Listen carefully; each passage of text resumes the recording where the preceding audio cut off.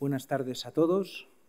Vamos a dar hoy comienzo a esta tercera sesión del curso de arte prehistórico que realizamos aquí en el Museo Arqueológico Nacional, la Asociación de Amigos del Museo Arqueológico Nacional.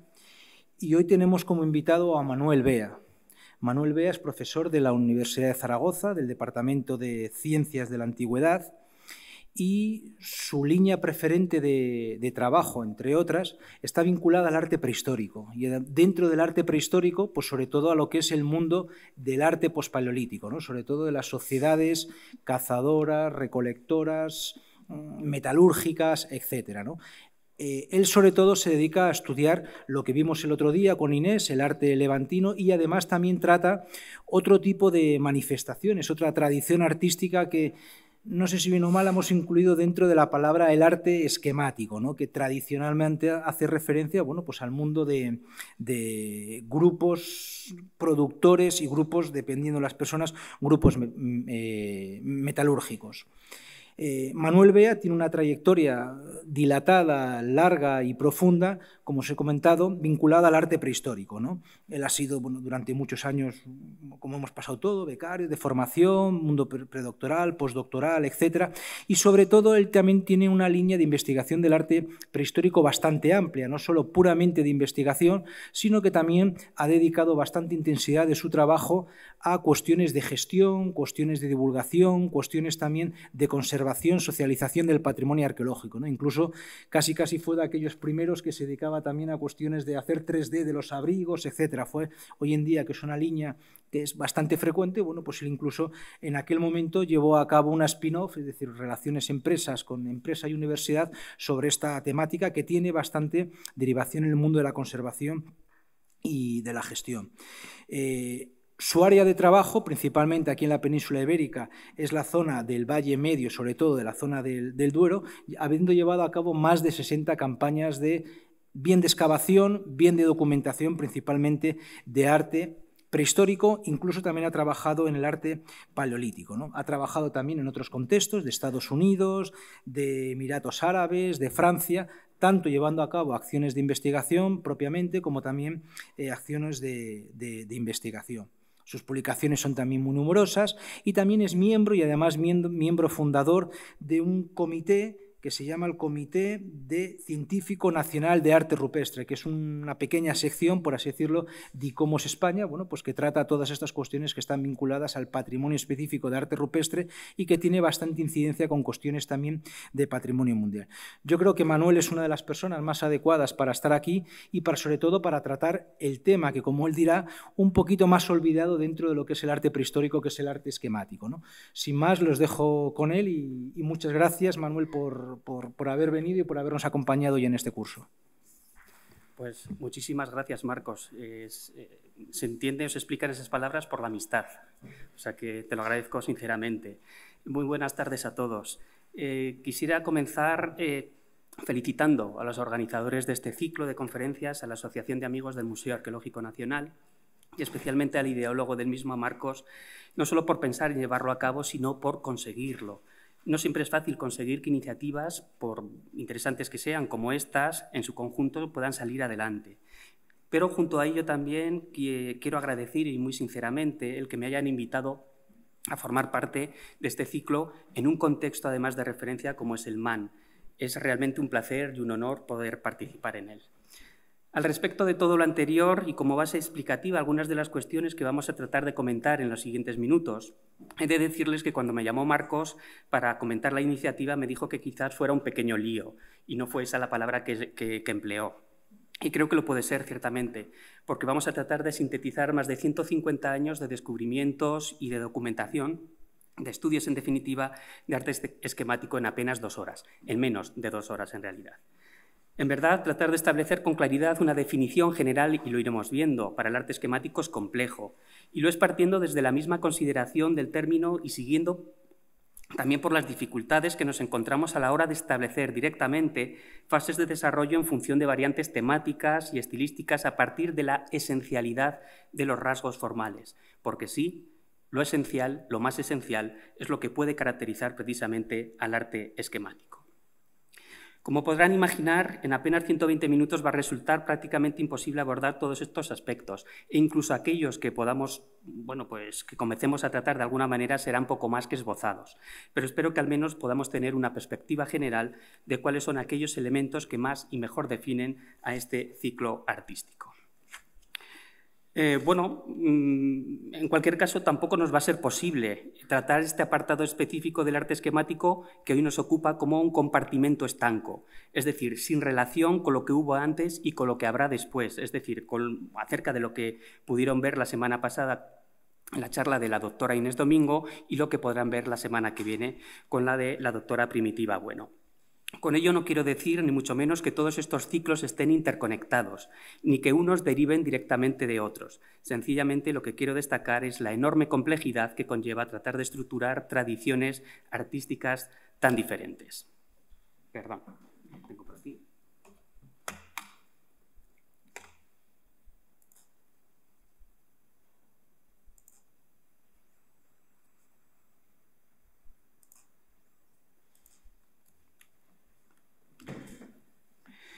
Bien, como suelo decir, empezar por el principio suele ser un buen comienzo.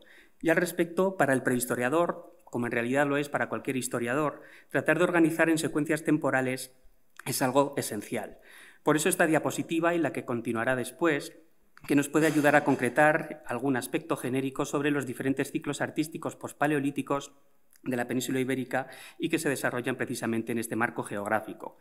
Como habrán podido apreciar ya en las conferencias previas, la realidad es siempre mucho más compleja de lo que nos puede parecer o de lo que hemos tratado de reflejar directamente en nuestras clasificaciones. Con este gráfico lo que pretendo es señalar sencillamente cuál es la evolución y un poco las diferencias existentes entre los dos ciclos, entre varios ciclos artísticos en definitiva, y dos etapas también climatológicas distintas, la del Pleistoceno asociada directamente al arte paleolítico, en el que se aprecia un arte figurativo, como vieron también en la charla de Marcos García Díez, en el que al final de la secuencia se aprecia progresivamente una tendencia a la simplificación y reducción al naturalismo hasta llegar a esa etapa final aciliense en la que se reduce prácticamente a un arte mueble y no figurativo. Y con ello esa transición existente entre el Pleistoceno y el Holoceno, donde nos encontramos hoy en día también. Y esa idea tradicional de que entre el final del arte paleolítico y la aparición de los otros artes pospaleolíticos peninsulares va a pasar un periodo aproximado de unos 3.500 años sin arte figurativo. Es decir, se produce, como tienen en la diapositiva, una verdadera ruptura cultural e ideológica con la tradición paleolítica anterior. Esto es siempre matizable y algunos hablan también de estilo 5, ¿de acuerdo? Y es realmente algo a tener en cuenta, pero esta es la idea tradicional.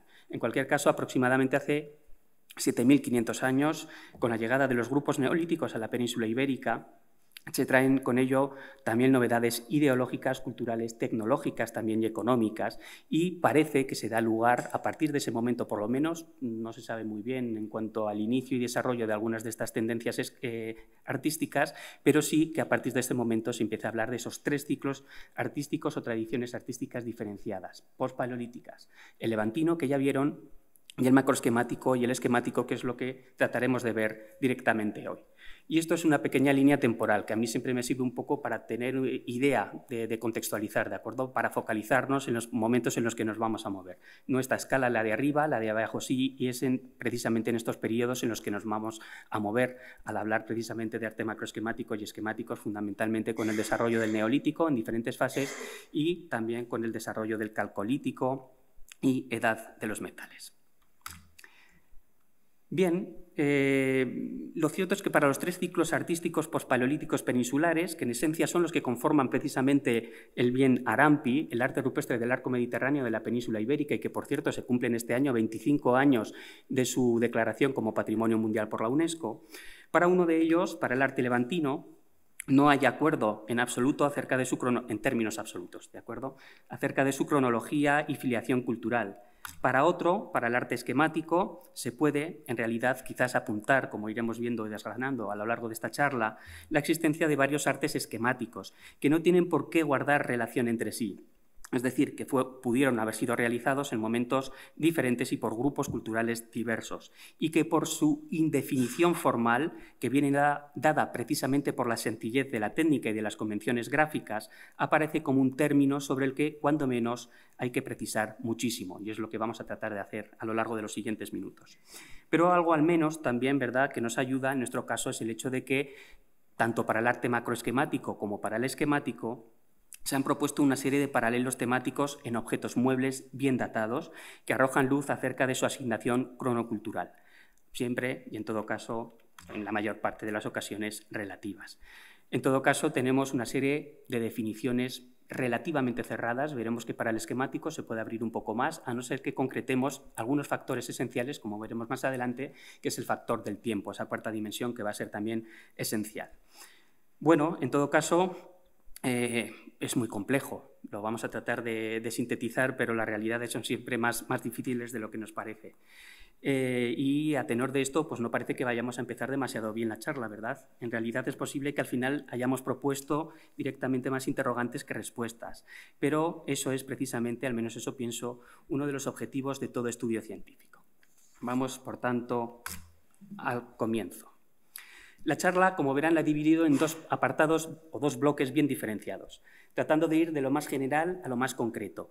En el primer bloque vamos a tratar de abordar o de llevar a cabo una definición genérica de lo que es el arte o artes esquemáticos, atendiendo a diferentes campos o criterios de aproximación, historia de las investigaciones, distribución geográfica, técnica, temática, etc., focalizando en esencia en los dos grandes estilos artísticos esquemáticos que se desarrollan en la península ibérica, el macroesquemático y el esquemático típico o clásico, como veremos un poco más adelante. Esbozaremos, por tanto, los rasgos definitorios de los mismos. Y para el segundo bloque, y una vez que tenemos ya centrado el objetivo de análisis, me ha parecido interesante atender también a algunas cuestiones de actualidad. Quizás sobre esto vayamos un poco más rápido porque el tiempo ya veo que se nos va a comer. Temas de actualidad como nuevos núcleos rupestres con representaciones y sobre todo emplazamientos espectaculares. Veremos un caso específico de la Sierra de Tormón y otro de Albarracín en Tormón y otro del río Vero. Nuevas aproximaciones metodológicas también al estudio de estas manifestaciones artísticas. Y no tanto o no solo en materia de documentación gráfica y geométrica como aquello que nos abren nuevos canales de información. Análisis, por ejemplo, de huellas dactilares, análisis recientes sobre algún conjunto clásico, como el de la Laja Alta en Cádiz, que permiten concretar algunos aspectos sobre cronología y atribución del arte, o, por desgracia, también, y veremos algunos casos, las recientes y múltiples agresiones sufridas por algunos de estos conjuntos que habrán podido conocer quizás a través de la prensa, con suerte, porque el patrimonio no siempre aparece referido en la misma, y, sobre todo, la necesidad de denunciar este tipo de actuaciones. Vamos, por tanto, a comenzar con ese bloque 1.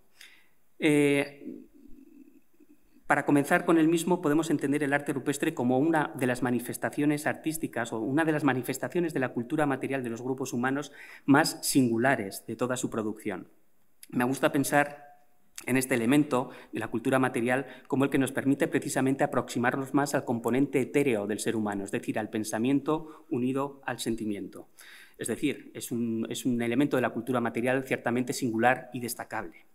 La complejidad a la que he aludido con anterioridad resulta todavía más evidente al tratar de los ciclos esquemáticos pospaleolíticos, pues, a pesar de la aparente simplicidad de sus formas, o precisamente por ello, cualquier aproximación desde perspectivas estilísticas, temáticas, compositivas, de distribución física a distintas escalas, puede plantear una serie de problemáticas que ciertamente dificultan el establecimiento de filiaciones culturales, clasificaciones cronológicas o atribuciones de significados en términos también absolutos. De esta manera, algunos autores, como Celso Martín de Guzmán en 1983, apuntaban directamente y de forma específica a las dificultades que presenta el discurso esquemático. La historia de los descubrimientos es en buena medida, y sobre todo en prehistoria y como bien conocen, la historia de los hallazgos azarosos. En general, los conjuntos rupestres o bien no eran conocidos, o bien en algún caso lo eran por las gentes del lugar, pero su creación se achacaba directamente, como decían en ese momento, al tiempo de los moros, en España, al tiempo de los galos, en Francia, o incluso a acciones directamente relacionadas con la naturaleza, por ejemplo, tormentas eléctricas que dejaban plasmada en la roca la imagen de lo acontecido en un momento determinado. Bueno, desde una perspectiva global hay referencias a conjuntos rupestres desde la Edad Moderna, ya sea bien a base de descripciones realizadas por viajeros o religiosos en diferentes regiones, ya sea a modo de dibujos, algunos de los cuales tienen en la diapositiva, o grabados de expediciones exploratorias, e incluso referencias en obras de teatro, como veremos en la siguiente diapositiva, a las batuecas del Duque de Alba, que aparece, yo creo que tradicionalmente arrastrado, y desde mi perspectiva de forma errónea, desde que el propio Abate Breil creo que fue el primero en referir la primera referencia al arte esquemático en la obra de Lope de Vega, cuando en realidad el que si se la leen o se la han leído, a mí no me parece que haya motivo alguno para pensar en una referencia al arte esquemático. Pero bueno, se apunta y así lo pueden encontrar en algunos documentos. Bueno, esa historia de los descubrimientos, en esa historia de los descubrimientos lo que no podemos hacer es olvidar las referencias tempranas, sin demasiada exhaustividad tampoco, a conjuntos rupestres esquemáticos peninsulares, como la publicación de los descubrimientos realizados, como tienen en la imagen, por Fernando José López de Cárdenas, fíjense en la fecha, 1783, que constituye la primera referencia absoluta sobre arte rupestre en España. 96 años antes del descubrimiento de Altamira para el arte paleolítico y 120 años antes del descubrimiento de Roca dels Moros en Cretas, en Teruel, para el descubrimiento oficial del arte levantino. Esas primeras referencias se centran sobre todo en Peñascrita, un topónimo extraordinario para lo que ahora nos ocupa, y la Batanera o Chorrera de los Batanes en Fuencaliente. No podemos hablar todavía en estas primeras etapas, en este momento, de una sistematización científica en el estudio y documentación de los conjuntos de estas pinturas. Pero lo cierto es que sí que existió un cierto interés en hacer las cosas con un criterio, ya en un momento muy temprano. El propio López de Cárdenas dio noticia del descubrimiento al conde de Floridablanca y hace que las pinturas sean copiadas y las vemos reflejadas en la imagen que ven en la diapositiva, copiadas por el escribano de Fuencaliente y por su propio hermano. Creo que sin duda, y por ello podríamos considerarlo como el pionero en los estudios de arte rupestre prehistórico en España, porque no solamente descubre y muestra especial sensibilidad por lo conservado, sino que documenta y trata también de dar explicación a las pinturas. Pero bueno, hasta que se iniciara esa verdadera sistematización de los estudios de arte rupestre, iban a ir surgiendo algunos otros en la primera mitad del siglo XIX que tienen en estas manifestaciones esquemáticas como el elemento más destacado. Se pueden citar en este sentido también a Ramírez de las Casas, al propio Pascual Madoz, que incluye dentro de su definición, de su diccionario, un término concreto a Fuencaliente, dedicando una amplia descripción precisamente a los conjuntos rupestres, y junto a ellos ya en la segunda mitad del siglo XIX, incluso bien entrada esta y hacia finales de la misma, otros trabajos de Hübner, de Fernández y González, etcétera, etcétera. Pero antes de dar el salto a esos primeros estudios sistemáticos, ya en pleno siglo XX, merece igualmente la pena destacar, y así lo tienen en la parte inferior izquierda de la diapositiva, como trabajo previo, el de Manuel de Góngora y Martínez, en 1868, con la publicación de Antigüedades prehistóricas de Andalucía. Dentro de los primeros estudios sistemáticos debemos tener en cuenta que a finales del siglo XIX y aún a principios del siglo XX, el arte que se conocía oficialmente y por la comunidad científica era casi exclusivamente paleolítico. De hecho, no se volverían a recoger noticias sobre los conjuntos descubiertos por López de Cárdenas hasta mediados del siglo XIX. Y más allá de las aproximaciones posteriores de Manuel de Góngora, para los casos andaluces apenas si hay estudios de carácter estrictamente científico. Será precisamente una de las figuras más destacadas, la del abate Henri Breil, quien lleve a cabo la primera sistematización real de los estudios de arte rupestre esquemático en la península ibérica. En un contexto geográfico diferente al que hemos comentado con anterioridad, a referirnos fundamentalmente a conjuntos de Andalucía, y en relación también con otros ciclos artísticos, como veremos, el descubrimiento temprano del conjunto de Roca dels Moros, en este caso de Cogul, en Lérida, no el anterior que era de Cretas en Teruel, llevado a cabo por Ceferí Rocafort, presentaba, como bien conocen, representaciones de momentos y estilos diferentes, fundamentalmente de arte levantino. Ya no solo eran motivos naturalistas, en una primera fase considerados paleolíticos, aunque en realidad ya les digo que eran levantinos, sino que había otros asociados, como pueden observar en esta imagen de aquí, de diferentes calcos del mismo panel. Ya no solo serían motivos naturalistas, sino que aparecían otros con una serie de convenciones alejadas, ¿verdad?, de esas establecidas para el arte más realista conocido. Interesante también en estas primeras etapas la aportación de Juan Cabré, con la publicación en 1915 de esa especie de manual sobre arte rupestre en España, donde recoge ya bastantes conjuntos de arte esquemático. Pero, sin duda, el respaldo definitivo vendría de la mano de la máxima autoridad en la materia del momento y, nuevamente, volviendo la mirada al sur. Y es que será fundamentalmente el abate Breil, primero con Cabré y después también con Burkitt, quien comienza el estudio sistemático de los conjuntos esquemáticos de Andalucía. Bueno, me da la sensación, atendiendo un poco a estas circunstancias, de que se puede ver una especie de basculación del propio Breil hacia territorio peninsular meridional desde inicios de la década de los años 10 del siglo XX, coincidiendo curiosamente con la creación de la Comisión de Investigaciones Paleontológicas y Prehistóricas del Museo Nacional de Ciencias Naturales, que se lleva a cabo en 1912, y que la integran figuras tan relevantes como Hernández Pacheco, Juan Cabré o el respaldo también del Marqués de Cerralbo, que irán ocupando el estudio y también la documentación de conjuntos rupestres en áreas en las que las había iniciado Breil en su momento. Recuerden, por ejemplo, la zona de Cretas, las zonas también de Cogul, de Albarracín, etcétera, etcétera. No es el momento, no es tampoco el marco de esta charla, ¿verdad? Ni tampoco yo soy la persona más indicada para hablar de las desavenencias, posibles desavenencias entre el equipo francés, el Instituto de Paleontología Humana y el español, pero esa basculación a la que hacía referencia, así como la reestructuración del personal en el propio seno de ambos equipos y con Cabré como protagonista, podría explicarse en términos quizás de repartición de áreas. En todo caso, para lo que ahora nos interesa, fue muy relevante el contacto de Breil con Federico de Motos y Luis Siret, o los hermanos Siret en concreto, porque le ayudarían a plantear una base cronológica relativa para el arte esquemático de Andalucía, fundamentalmente basado en paralelos de arte mueble, y para las que bueno, pues apuntarían ya esas cronologías entre el Calcolítico y la Edad del Bronce. De esta manera, a inicios del primer tercio del siglo XX, se publicarían las obras de referencia de Breil y de Burkitt en 1929 y de Breil, solamente él, entre el 33 y el 35, publicando en esta etapa cuatro prolijos volúmenes dedicados a las pinturas rupestres esquemáticas de la península ibérica. Y no solo eso, porque también trata aspectos sobre arte megalítico y arte mobiliar eneolítico, sobre cerámicas y otros soportes como hueso y piedra. Con estos trabajos se va a generalizar precisamente, y a través de la obra de Breil, la denominación de arte esquemático. Sin duda, el siglo XX va a abrir una nueva etapa para el conocimiento del arte esquemático peninsular. En este caso nos vamos a centrar en peninsular español. Para el peninsular portugués, que tiene más de 50 estaciones pintadas esquemáticas conocidas, pues haría falta al menos una sesión más, ¿verdad?, para tratar de sintetizar las realidades existentes en ese territorio y que quedan bien recogidas en trabajos llevados a cabo por Antonio Martiño Batista, Víctor Oliveira Jorge, Sofía Soares, Sánchez Pereira e López o Andrea Martins, entre otros, y está más recientemente, que empiezan a ser sistematizados estos estudios sobre arte esquemático portugués, sobre todo a partir de la década de los años 80 del siglo XX.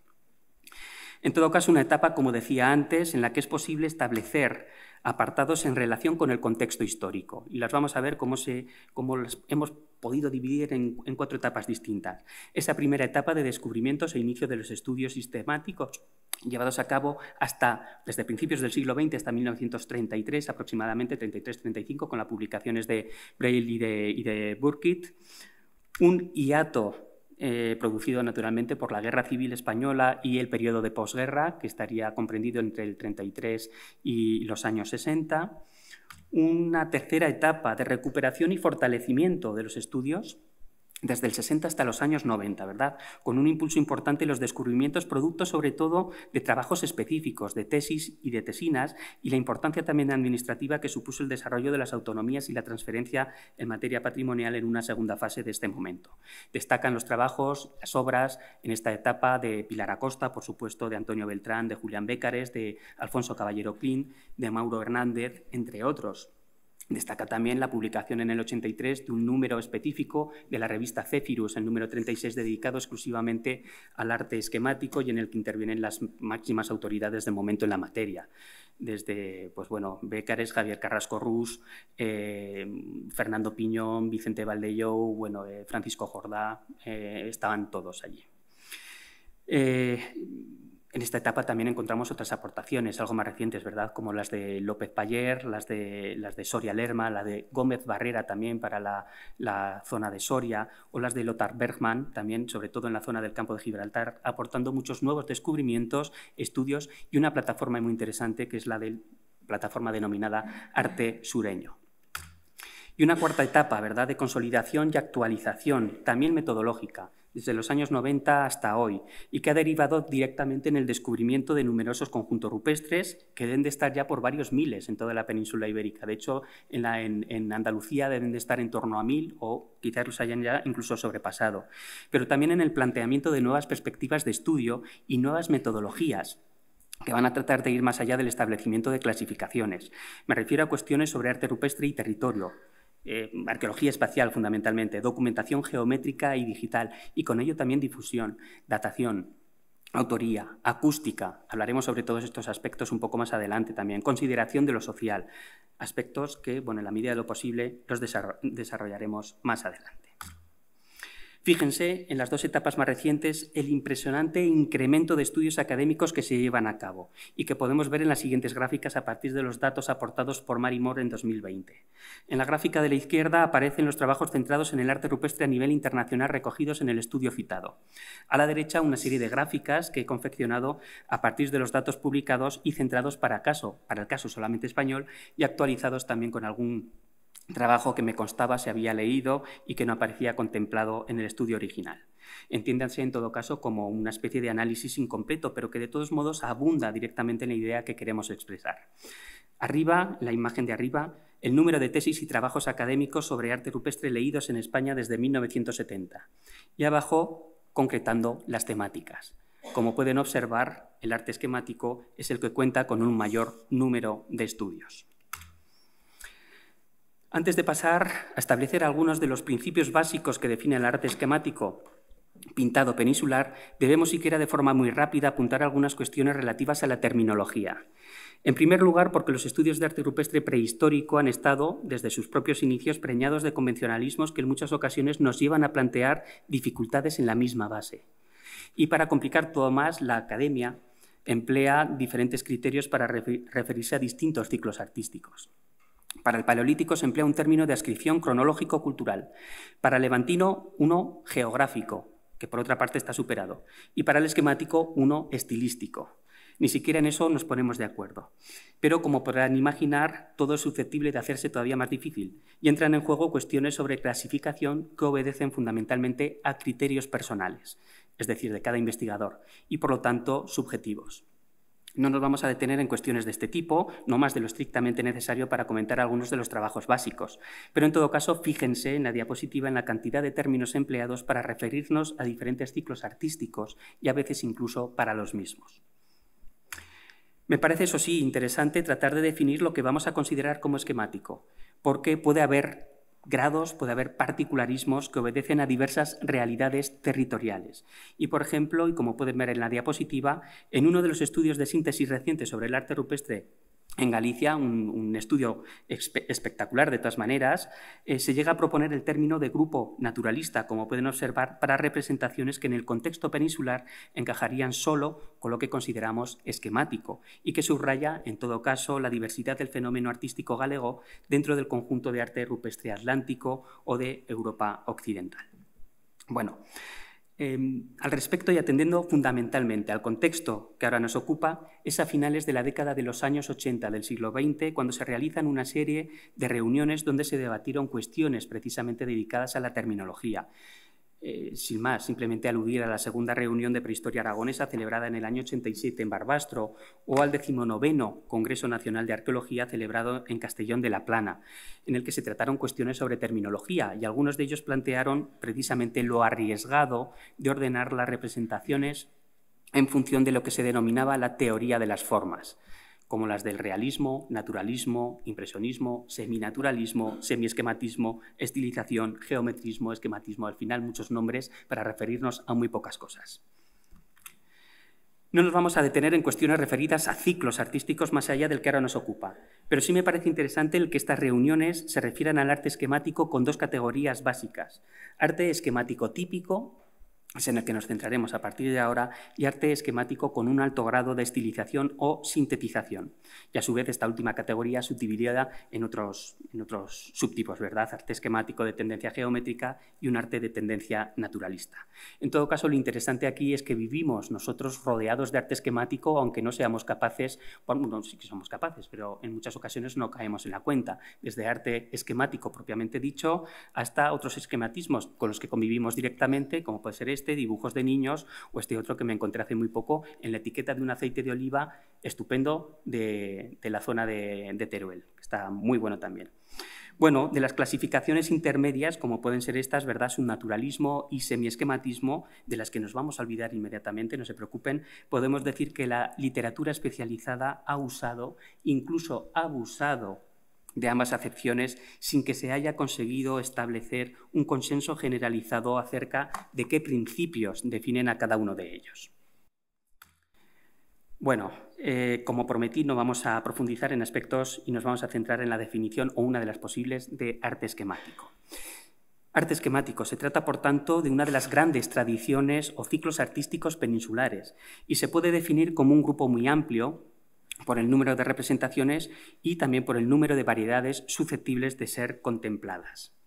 Sin embargo, y dado que consideramos que las clasificaciones tipológicas deberían ser en esencia un elemento que nos ayude por medio de la simplificación, podríamos servirnos a su vez de una definición igualmente sintética, como la que define al arte esquemático como la búsqueda de la expresión gráfica de las ideas con el mínimo de elementos formales. En general, podemos decir que el componente lineal y geométrico en el tratamiento de la figura resultaría esencial para la definición del esquematismo estricto o típico.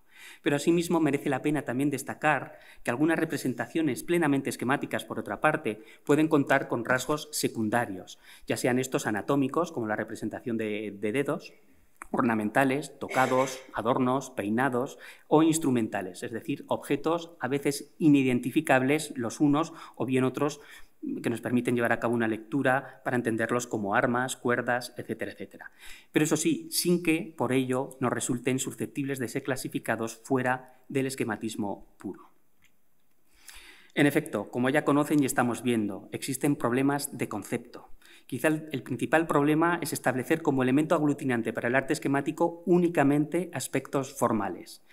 Y es que, atendiendo estrictamente a aspectos morfológicos, estaremos metiendo en una especie de cajón desastre, y esta es una imagen que veremos también en la última diapositiva, cajón desastre, manifestaciones que responden en realidad a momentos y culturas muy diferentes. Una problemática esencial y puesto de manifiesto por diferentes autores en distintos momentos, hasta el punto de que algunos apuntan a que en el arte esquemático existe directamente una indefinición galopante, en palabras de Vicente Valdellou, ¿verdad? Y que mientras que no se solucione seguirá retroalimentando un panorama ciertamente confuso de por sí.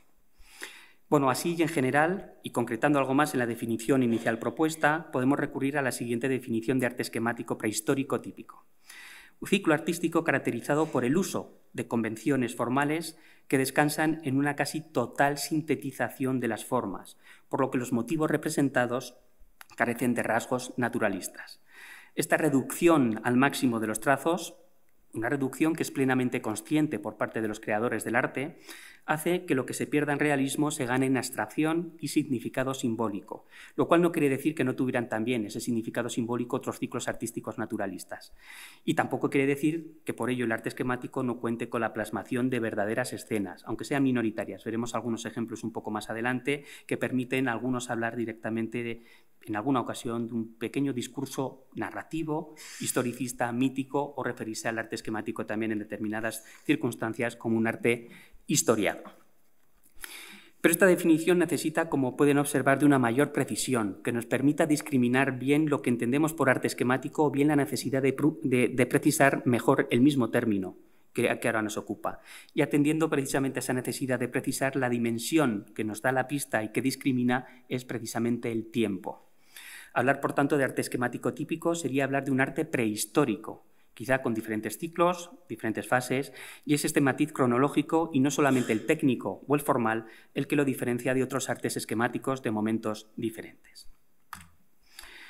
Muy rápidamente, porque no vamos a tener tiempo para comentar todo como me gustaría, pero tienen aquí esta imagen, este cuadro y el siguiente que trata de sintetizar algunos de los rasgos diferenciadores y algunos de los rasgos también que vinculan de alguna manera los distintos ciclos postpaleolíticos de la península ibérica, levantino, macroesquemático y esquemático, atendiendo a ellos a factores cronológicos, de filiación cultural, soporte, todo atendiendo también a cuestiones de carácter tradicional, ¿de acuerdo? Aquí después tenemos cada uno nuestra opinión específica, pero esto es lo que se pueden encontrar de forma genérica.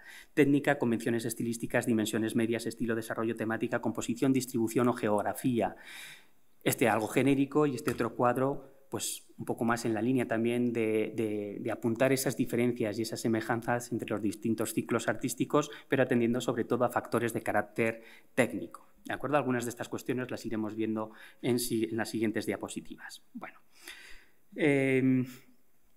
asimismo, y acerca del arte esquemático, vamos a ver algunas de las propuestas de clasificación de ámbito geográfico nacional, como las de Acosta, o más regionales, casos de Bécares, de Caballero Clint, para tratar también pues, de observar, ¿verdad?, el ingente trabajo realizado y la complejidad de la sistematización del estudio.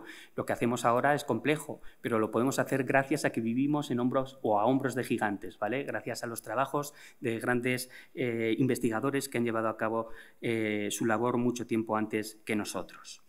Y vamos a ir por partes, ¿verdad? Y a comenzar hablando de un ciclo artístico peninsular singular que se clasifica cronológicamente como previo al arte esquemático típico, pero con el que comparte algunos convencionalismos y no solamente eso, alguna cosa también. Me refiero al arte macroesquemático, que vamos a ver de forma muy rápida, ¿de acuerdo? Quizás algunos de ustedes ya conozcan algunas de los elementos o convenciones que definen este ciclo artístico. Sí, ciertamente, como vieron la semana pasada, el arte levantino es un arte extraordinario, y lo es por muchos motivos, como habrán podido ver. También resulta singular el arte macroesquemático. Como hemos apuntado, yo creo que muy de pasada, encontrar y definir un nuevo ciclo artístico resulta ciertamente muy difícil, pero es que hacerlo además a finales del siglo XX me parece que era algo prácticamente imposible.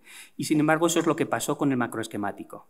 En 1980, miembros del Centro de Estudios Contestanos lo hicieron al descubrir en el barranc de Malafí, en Castel de Castells, en Alicante, un conjunto pictórico que ofrecía una serie de características ciertamente singulares en diferentes aspectos: temático, técnico, estilístico, con nuevas prospecciones en la zona y la revisión también de algún otro conjunto, ¿verdad?, previamente descubierto, como el de la Sarsa. El profesor Mauro Hernández pudo establecer la existencia de un nuevo horizonte artístico, para el que finalmente se empleó el término de macroesquemático, aunque hubo otras propuestas: lineal figurativo, arte contestano o tipo Petracos. En global, y tal y como se ha destacado en diversos trabajos, el macroesquemático sigue siendo en gran medida una especie de misterio, un ciclo artístico que sigue intrigando a los propios investigadores debido, como veremos, a su reducida distribución territorial, coincidente además con determinados yacimientos, y por la limitada variedad temática y reducido número de motivos, así como por las dimensiones medias de algunas de sus, o de la mayor parte de sus representaciones. Se encuadra fundamentalmente este tipo de arte, como veremos en la siguiente diapositiva, en paisajes abruptos, definidos por alargados y estrechos barrancos, bastante accidentados, abruptos, en un contexto fundamentalmente de serranía montañosa, como la que veíamos en general también para el arte levantino y como la que veremos también para el arte esquemático. La distribución geográfica del macroesquemático, como el mismo número de conjuntos macroesquemáticos, es ciertamente limitada.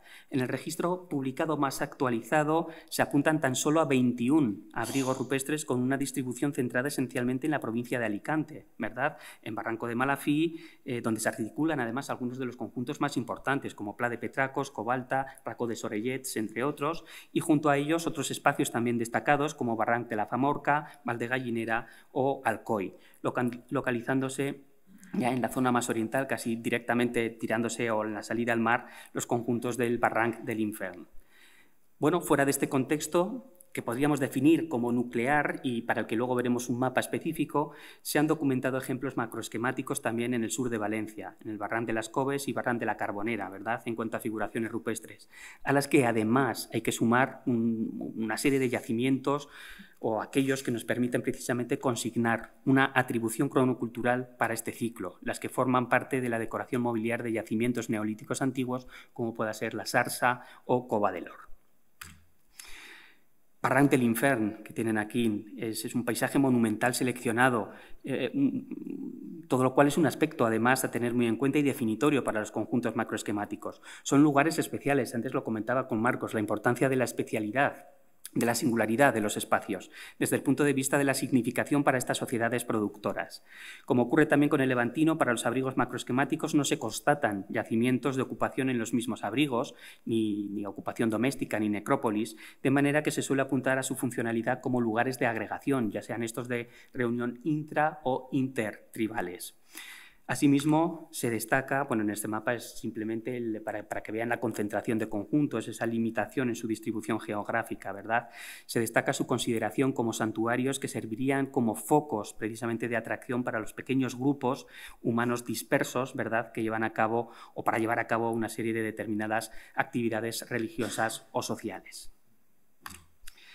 En todo caso, la selección de estos espacios a decorar fue perfectamente estudiada, analizada. A pesar de que las representaciones cuentan con unas dimensiones importantes, algunas de ellas de 1 metro, de más de 1 metro, sobre todo comparado con los otros 2 grandes ciclos artísticos postpaleolíticos, los abrigos elegidos para la decoración suelen ser pequeños y poco profundos. Esto, unido a que ocupan una cota alta o media alta en las formaciones rocosas, hace precisamente que se destaque el contenido decorativo dentro del paisaje. En los casos en los que el abrigo, es decir, la superficie es más amplia, lo que se evidencia es una elección pensada, estudiada, analizada del espacio a pintar, de manera que se entiende como algo ciertamente organizado y estructurado. Se puede hablar, por tanto, de un arte para poder ser visto, incluso desde lejos, y en un ámbito que permite además congregar, en algunos de estos casos, un número importante de personas en las inmediaciones del mismo, entre 40 o 50 en Pla de Petracos o en Las Argados.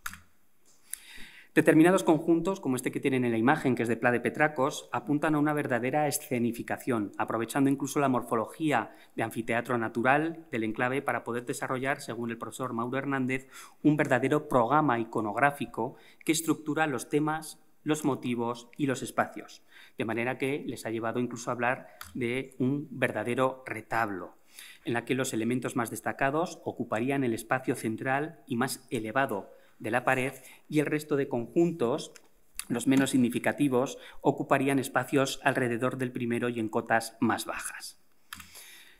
En cuanto a la técnica, difiere mucho de lo que hayan podido ver la semana pasada para el arte levantino. En este caso solo se usa el color rojo de tonalidad casi siempre muy oscura y con una textura y un sistema de aplicación muy diferente. La pintura es pastosa, mucho más densa que la empleada en el arte levantino, con seguridad porque no necesitaron que fuera de otra manera, dado el sistema de aplicación empleado, los dedos o pinceles muy gruesos, por lo que no se precisaba que la pintura estuviera licuada para que fuera bien extendida por la superficie rocosa. Naturalmente, estos aspectos técnicos determinan el resultado final, la calidad de los trazos, con bordes irregulares, la imposibilidad también de confeccionar detalles, etcétera, etcétera. De manera que aquí la técnica parece estar más en función de la naturaleza exhibicionista del arte macroesquemático. Si tiene que ser visto a distancia, pues lo más práctico es adecuar la técnica al fin, y para ello trazos gruesos para configurar grandes figuras funcionan mucho mejor y es además mucho más rápido que otros más finos. Llegamos a la temática, muy rápido, ¿verdad? Y al respecto, aunque se ha apuntado a algunos temas diferenciados, algunos de ellos interrelacionados, lo cierto es que el más destacado de todos es el de los orantes, motivos humanos con los brazos en alto, ¿verdad? A veces con la indicación de los dedos también, con ejemplos de esta temática en abrigos tan destacados como Pla de Petracos, Barran del Infern o La Sarsa. Aunque el tema está bien definido, la verdad es que para lo escueto del muestrario no hay muchas referencias, pero a pesar de que son muy pocos, lo cierto es que es posible aprehender una cierta diversidad formal en las representaciones de orantes. Sujetos individualizados, otros geminados, es decir, unidos por el cuerpo, algunos con cabeza globular, otros de semicírculo, brazos individualizados rectilíneos, en otro caso brazos dobles sinuosos, con o sin representación de piernas, a veces, como tienen en la imagen, con piernas con desarrollo complejo, paralelas al cuerpo y absolutamente forzadas, abiertas directamente en arco, con o sin detalles en la cabeza, como pueden observar también en la imagen, es decir, con pequeños trazos lineales que la circundan, la cabeza y alrededor del cuerpo también, una especie de a modo de trazo de espino, ¿verdad? Y a esa variabilidad se le une además el hecho de que estos sujetos puedan aparecer asociados más o menos íntimamente a otros motivos como barras paralelas, serpentiformes, puntos, etcétera, etcétera. Clasificaciones, pues bueno, al margen de estos motivos que hemos comentado y que podríamos definir como los centrales o principales dentro de la estructuración jerarquizada que ya hemos mencionado, se ha apuntado también a otra tipología bastante más sencilla, de motivos antropomorfos, como tienen en la imagen.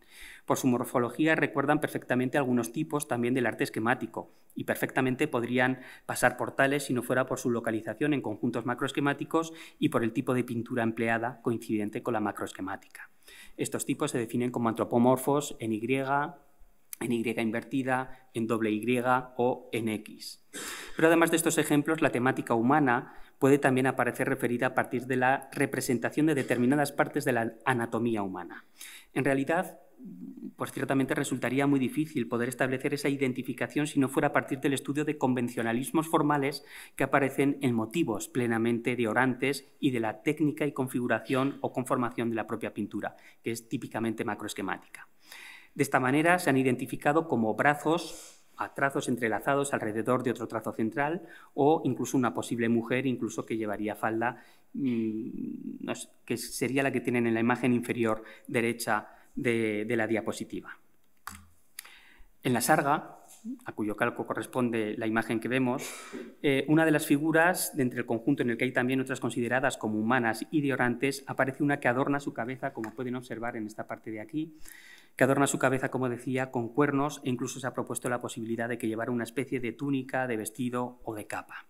Y todo ello, además, estando rodeada, como pueden apreciar, de un nutrido conjunto de otros elementos serpentiformes, bueno, de desarrollo vertical, que nacen además de una especie de elemento circular en la parte inferior. Las figuraciones animales, aunque este grupo temático también se ha definido dentro del macroesquemático, no aparecen en modo alguno claras, pero lo que sí que podemos definir con todas las complicaciones también, ¿verdad?, conceptuales y terminológicas que eso puede conllevar, es el grupo de los ideomorfos. En definitiva, que no sabemos lo que representan y si están más o menos alejados del patrón naturalista de lo representado, como la imagen que tienen aquí de la fotografía o el calco que vemos a continuación. De cualquier manera, estos elementos, que resultan también bastante frecuentes, suelen aparecer en íntima relación, como decía antes, con motivos humanos.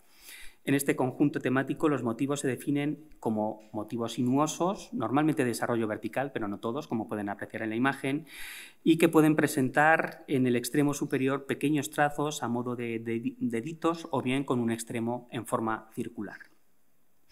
Y viendo todo esto, cuestiones temáticas de distribución, técnicas, etcétera, pasamos a uno de los aspectos esenciales de todo esto, que es el tema de la cronología y los paralelos.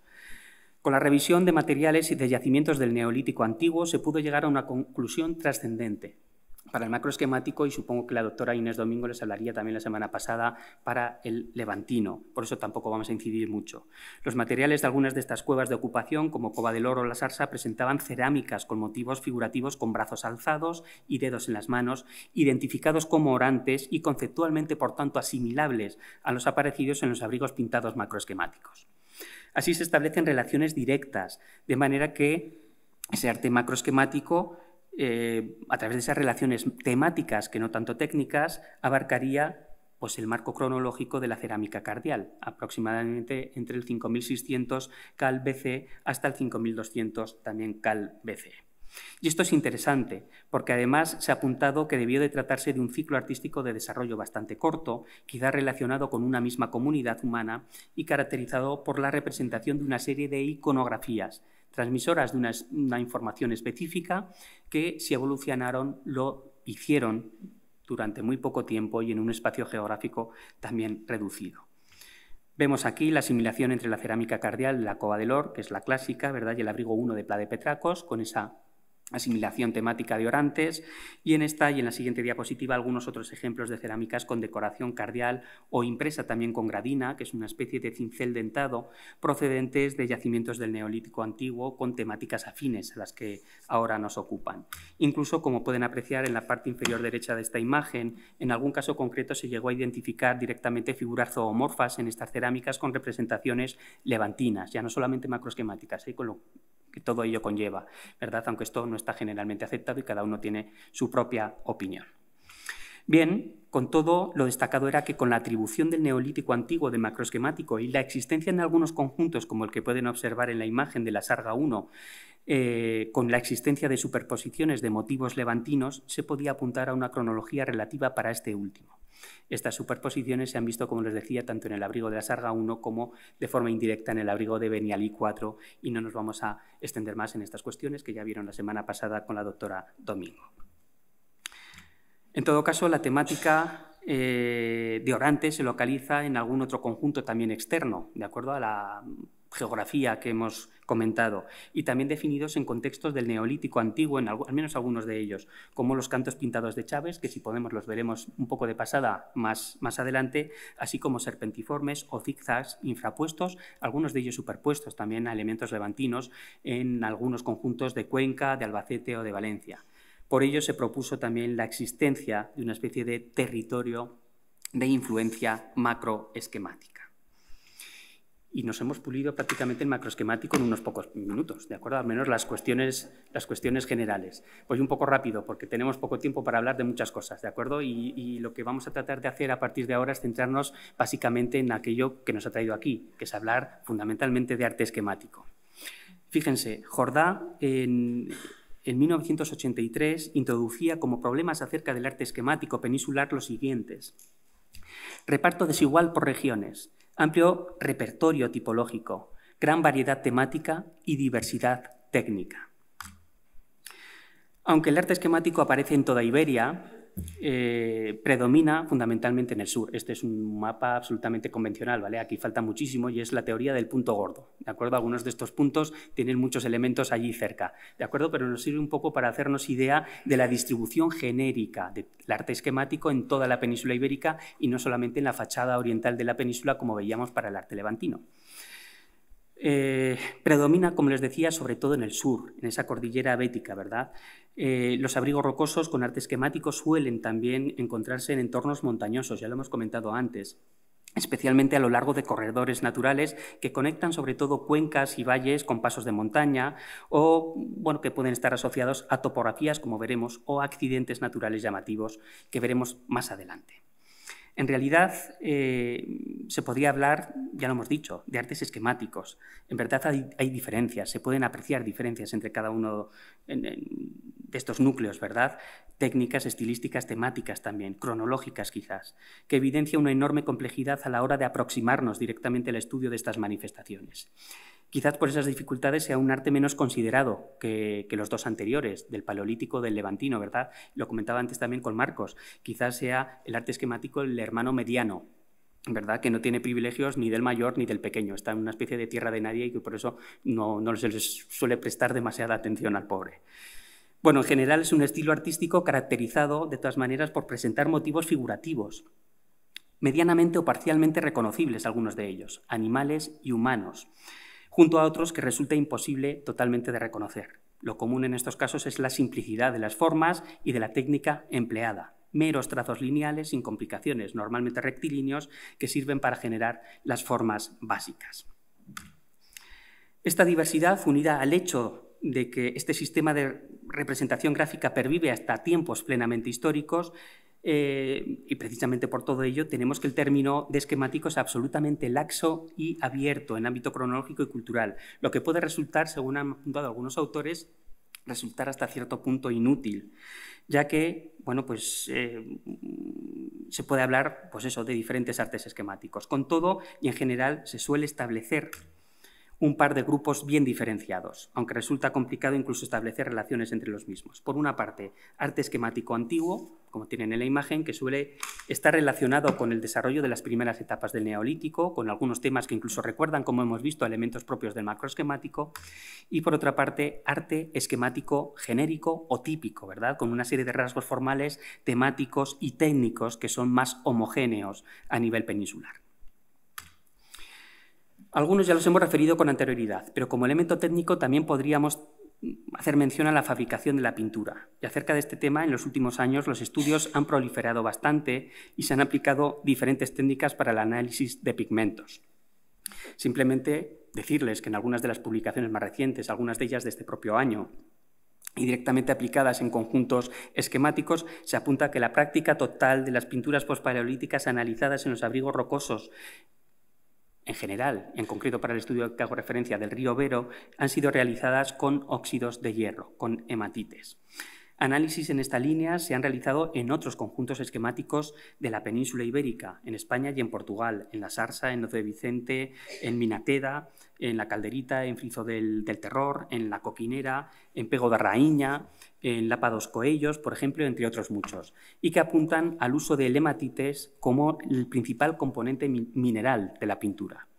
Bien es cierto que la aplicación de algunas otras técnicas pueden aportar incluso mayor detalle en la determinación de componentes minoritarios, es decir, elementos traza o incluso pequeñas proporciones de materias orgánicas. Pero incluso cuando esto es posible, el óxido de hierro, el hematite, sigue siendo indefectiblemente el componente principal, aunque es posible también observar, como les digo, trazas de otros minerales, ¿de acuerdo? Arcillas, goetitas, etcétera, etcétera, junto a otros posibles componentes orgánicos e inorgánicos como vehículo.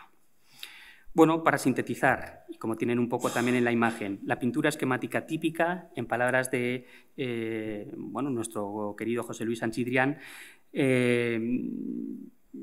y como ocurre para los otros dos ciclos artísticos también referidos, el levantino, por ejemplo, uno de ellos, el esquemático suele aparecer en abrigos al aire libre. En ocasiones hay en el interior también de alguna cavidad, pero lo normal es que comparta espacios geográficos afines, a veces incluso el mismo abrigo. Con el arte levantino me refiero. Con todo hay alguna diferencia, y es que el número o un número significativo de conjuntos esquemáticos, su localización en farallones rocosos hace que el acceso a los mismos resulte ciertamente mucho más compleja, y veremos algunos ejemplos paradigmáticos un poco más adelante, porque además de poder encontrar algunos casos en abrigos sin protección alguna, paredes verticales, etcétera, etcétera, o en el interior de cavidades, lo hacen directamente en abrigos colgados en barrancos absolutamente verticales. Ya lo veremos. Y es así, como tienen también en la imagen, prácticamente en toda la superficie peninsular. Bueno, buena parte de los tipos que fueron definidos por Braille en su trabajo sobre la pintura esquemática de la península ibérica en el 33-35, si recuerdan, y sistematizados por Acosta en su trabajo de síntesis en el año 68, sobre esas estructuraciones iniciales introducen algunas otras modificaciones posteriores, ¿verdad? La propia Acosta también, y aparecen además como la base básica de todas las tipologías que se han ido empleando en la actualidad. Voy a ir muy rápido con esto, pero nos da idea también del ingente trabajo y labor realizado por estudiosos antes que nosotros y de la complejidad a la hora de llevar a cabo el estudio de este tipo de arte, ¿de acuerdo? Estas son las clasificaciones de Pilar Acosta, del año 68, en la que distinguió, como pueden observar, un buen número distinto de figuras humanas, pero junto a ello también número distinto de representaciones de animales, cuadrúpedos fundamentalmente y algunos otros menos comunes. Junto a ello, una categoría, un grupo que ella denomina ídolos, en las que se integran ídolos oculados, placas, segmentados, triangulares, alteriformes, combinación de triangulares, alteras, etcétera, etcétera. Junto a ello también ramiformes y otros tipos de motivos, ¿verdad? Como estos, esteriformes, puntiformes, tectiformes, bueno, zigzag, trineos en algún caso, como pueden ver en la imagen inferior derecha también. Bueno, junto a ello y otras ordenaciones también, en función de la vestimenta y algunos otros elementos que aparecerían asociados a algunas de estas representaciones humanas esquemáticas.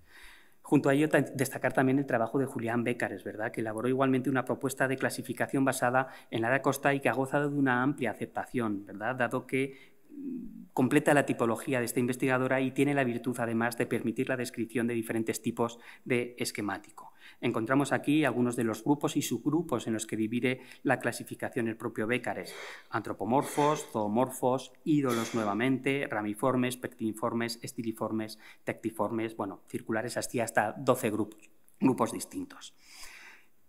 El resto de autores han seguido, en mayor o menor medida, esta clasificación tipológica básica, adaptándola a las necesidades y a las diferentes realidades de los contextos regionales en los que llevaban a cabo el estudio. En cuanto a la técnica, ya hemos visto antes un poco aplicado a la pintura, ¿verdad? Y lo normal es que sea eso, pintura y no grafitado, es decir, no hay aplicación en lápiz, sino con pintura licuada, líquida, ¿de acuerdo? Siendo el rojo, con diferentes tonalidades, el color mayoritario, aunque hay también ejemplos en negro y en blanco. La aplicación de la pintura es lo que puede quizás un poco diferenciarse más con respecto al levantino. Se usa cualquier instrumento que permita realizar trazos de hasta 1 centímetro, ¿verdad?, de grosor. Ramas, muñequillas, los dedos también, ¿verdad? Una técnica y medios empleados que determina el tipo de trazo susceptible de realizarse. Trazos simples, tinta plana, puntuaciones, normalmente reducidos en dimensiones. Los motivos suelen tener entre 5 o 30 centímetros y bastante estereotipadas. Los humanos normalmente representados de frente, los animales de perfil, con técnica poco o nada depurada, ejecución rápida y sin importar el detalle, el acabado, ¿verdad? Los motivos se reducen, por tanto, a la mínima expresión, sin volumen, sin perspectiva, en ocasiones sin dinamismo, sin movimiento, algo que choca bastante con lo que veían con el arte levantino la semana pasada. Pero lo cierto es que ninguno de estos elementos importaba ya para el arte esquemático, para los artistas esquemáticos. La creación es más conceptual que formal en este sentido. Bueno, muy rápidamente, ¿vale? Arte esquemático, ya lo hemos visto antes, que se da por toda la península ibérica, aunque sí que es cierto que hay algunas zonas con una mayor concentración. Vamos a pasar rápidamente citándolas, pero sin más, ¿de acuerdo? Sierra Morena, la zona de la Subbética también, el campo de Gibraltar, riquísimo, Extremadura, la meseta castellano-leonesa, también muy importante, por lo que veremos ahora y el contexto en el que nos encontramos. Cornisa cantábrica, Aragón también, con un número importante de conjuntos en las 3 provincias, pero sobre todo en la de Huesca. Pero quizás en este sentido sea Andalucía la que pueda ser definida como una zona ciertamente privilegiada. Aunque hay otras también minoritarias que subrayan precisamente esa ubicuidad del arte esquemático en toda la geografía peninsular, como ocurre en el caso de Galicia, y ya en el marco de esta conferencia, ¿verdad?, en el Museo Arqueológico Nacional, podemos apuntar alguna cuestión específica sobre la representación en el sistema central. De manera que el arte esquemático en esta zona, Segovia, Soria, Guadalajara, Ávila, incluso Madrid también, bien estudiado por diferentes autores, ¿verdad? Rosario Lucas, Luz María Cardito, Juan Gómez, Jesús Jiménez Guijarro también, entre otros. Se puede definir como un espacio en crecimiento, ¿verdad? Con al menos en el número de conjuntos decorados, y que presenta una cierta diferenciación también según áreas, entre la vertiente norte y la vertiente sur de la serranía, y para los que se suele apuntar también una cronología que iría desde finales del Neolítico hasta la Edad del Bronce, a partir sobre todo de lo que algunos autores vinculan, bueno, pues con los denominados yacimientos, según ellos, yacimientos concomitantes, o directamente hablar de contextos arqueológicos.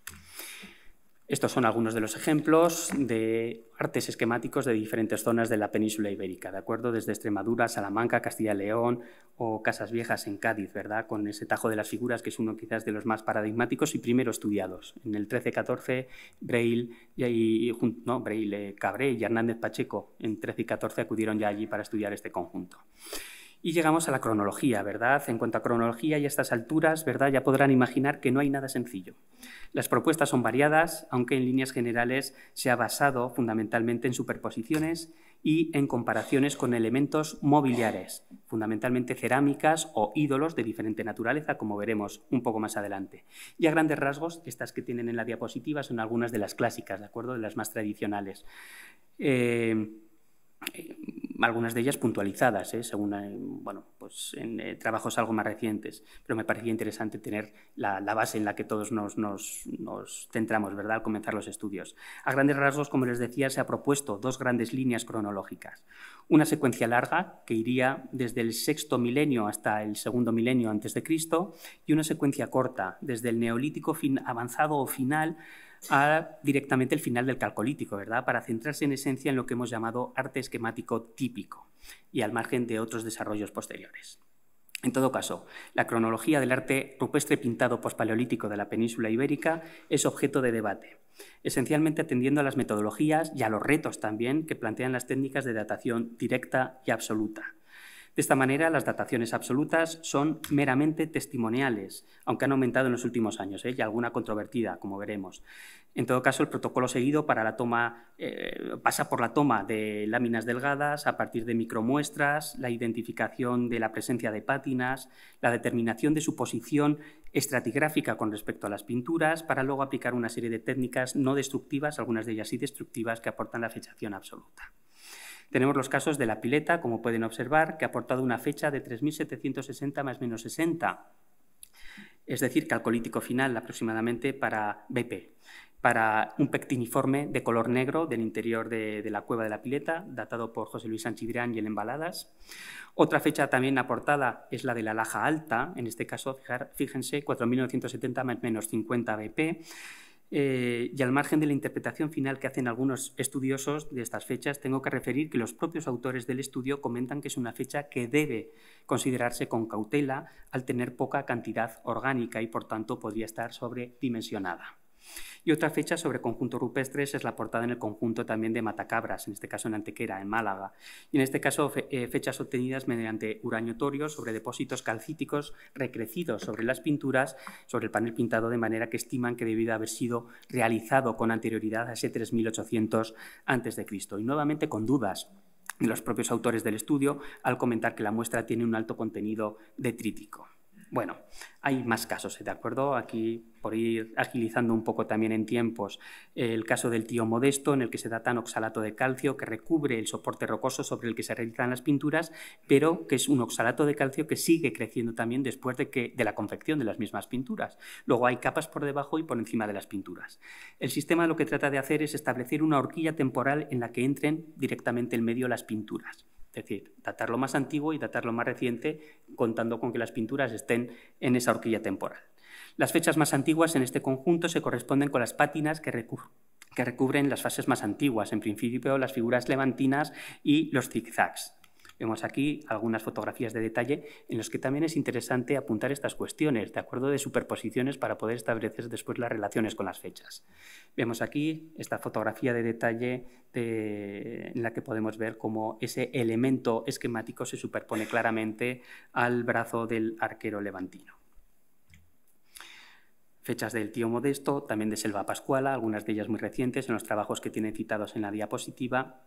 Selva Pascuala con representaciones en principio levantinas, pero también algunas otras esquemáticas, o estas otras del abrigo de los Ermites 4 en Tarragona con arte esquemático, las fechas de abajo, la parte inferior de la diapositiva, que son fechas recientes y que enmarcarían directamente el proceso de realización de las pinturas entre el bronce y la Edad del Hierro. Nuevamente el método y el hecho de que la datación se realice no directamente sobre las pinturas, en este caso, hace que los resultados, siendo absolutamente interesantes, no puedan ser del todo concluyentes. En lo relativo a la datación por radiocarbono también de oxalatos directamente aplicado a conjuntos técnico-estilísticos esquemáticos, debemos destacar también el caso del abrigo de los oculados en Enarejos, en Cuenca. En este abrigo nuevamente se obtuvieron dos fechas para capas que están por encima y por debajo de los tres oculados que ven en la imagen, ofreciendo una especie de sándwich cronológico que va entre el 910 540 cal BC hasta el 3630-3665 cal BC también, es decir, una horquilla cronológica que concuerda en principio con lo esperado para esta temática, como veremos un poco más adelante.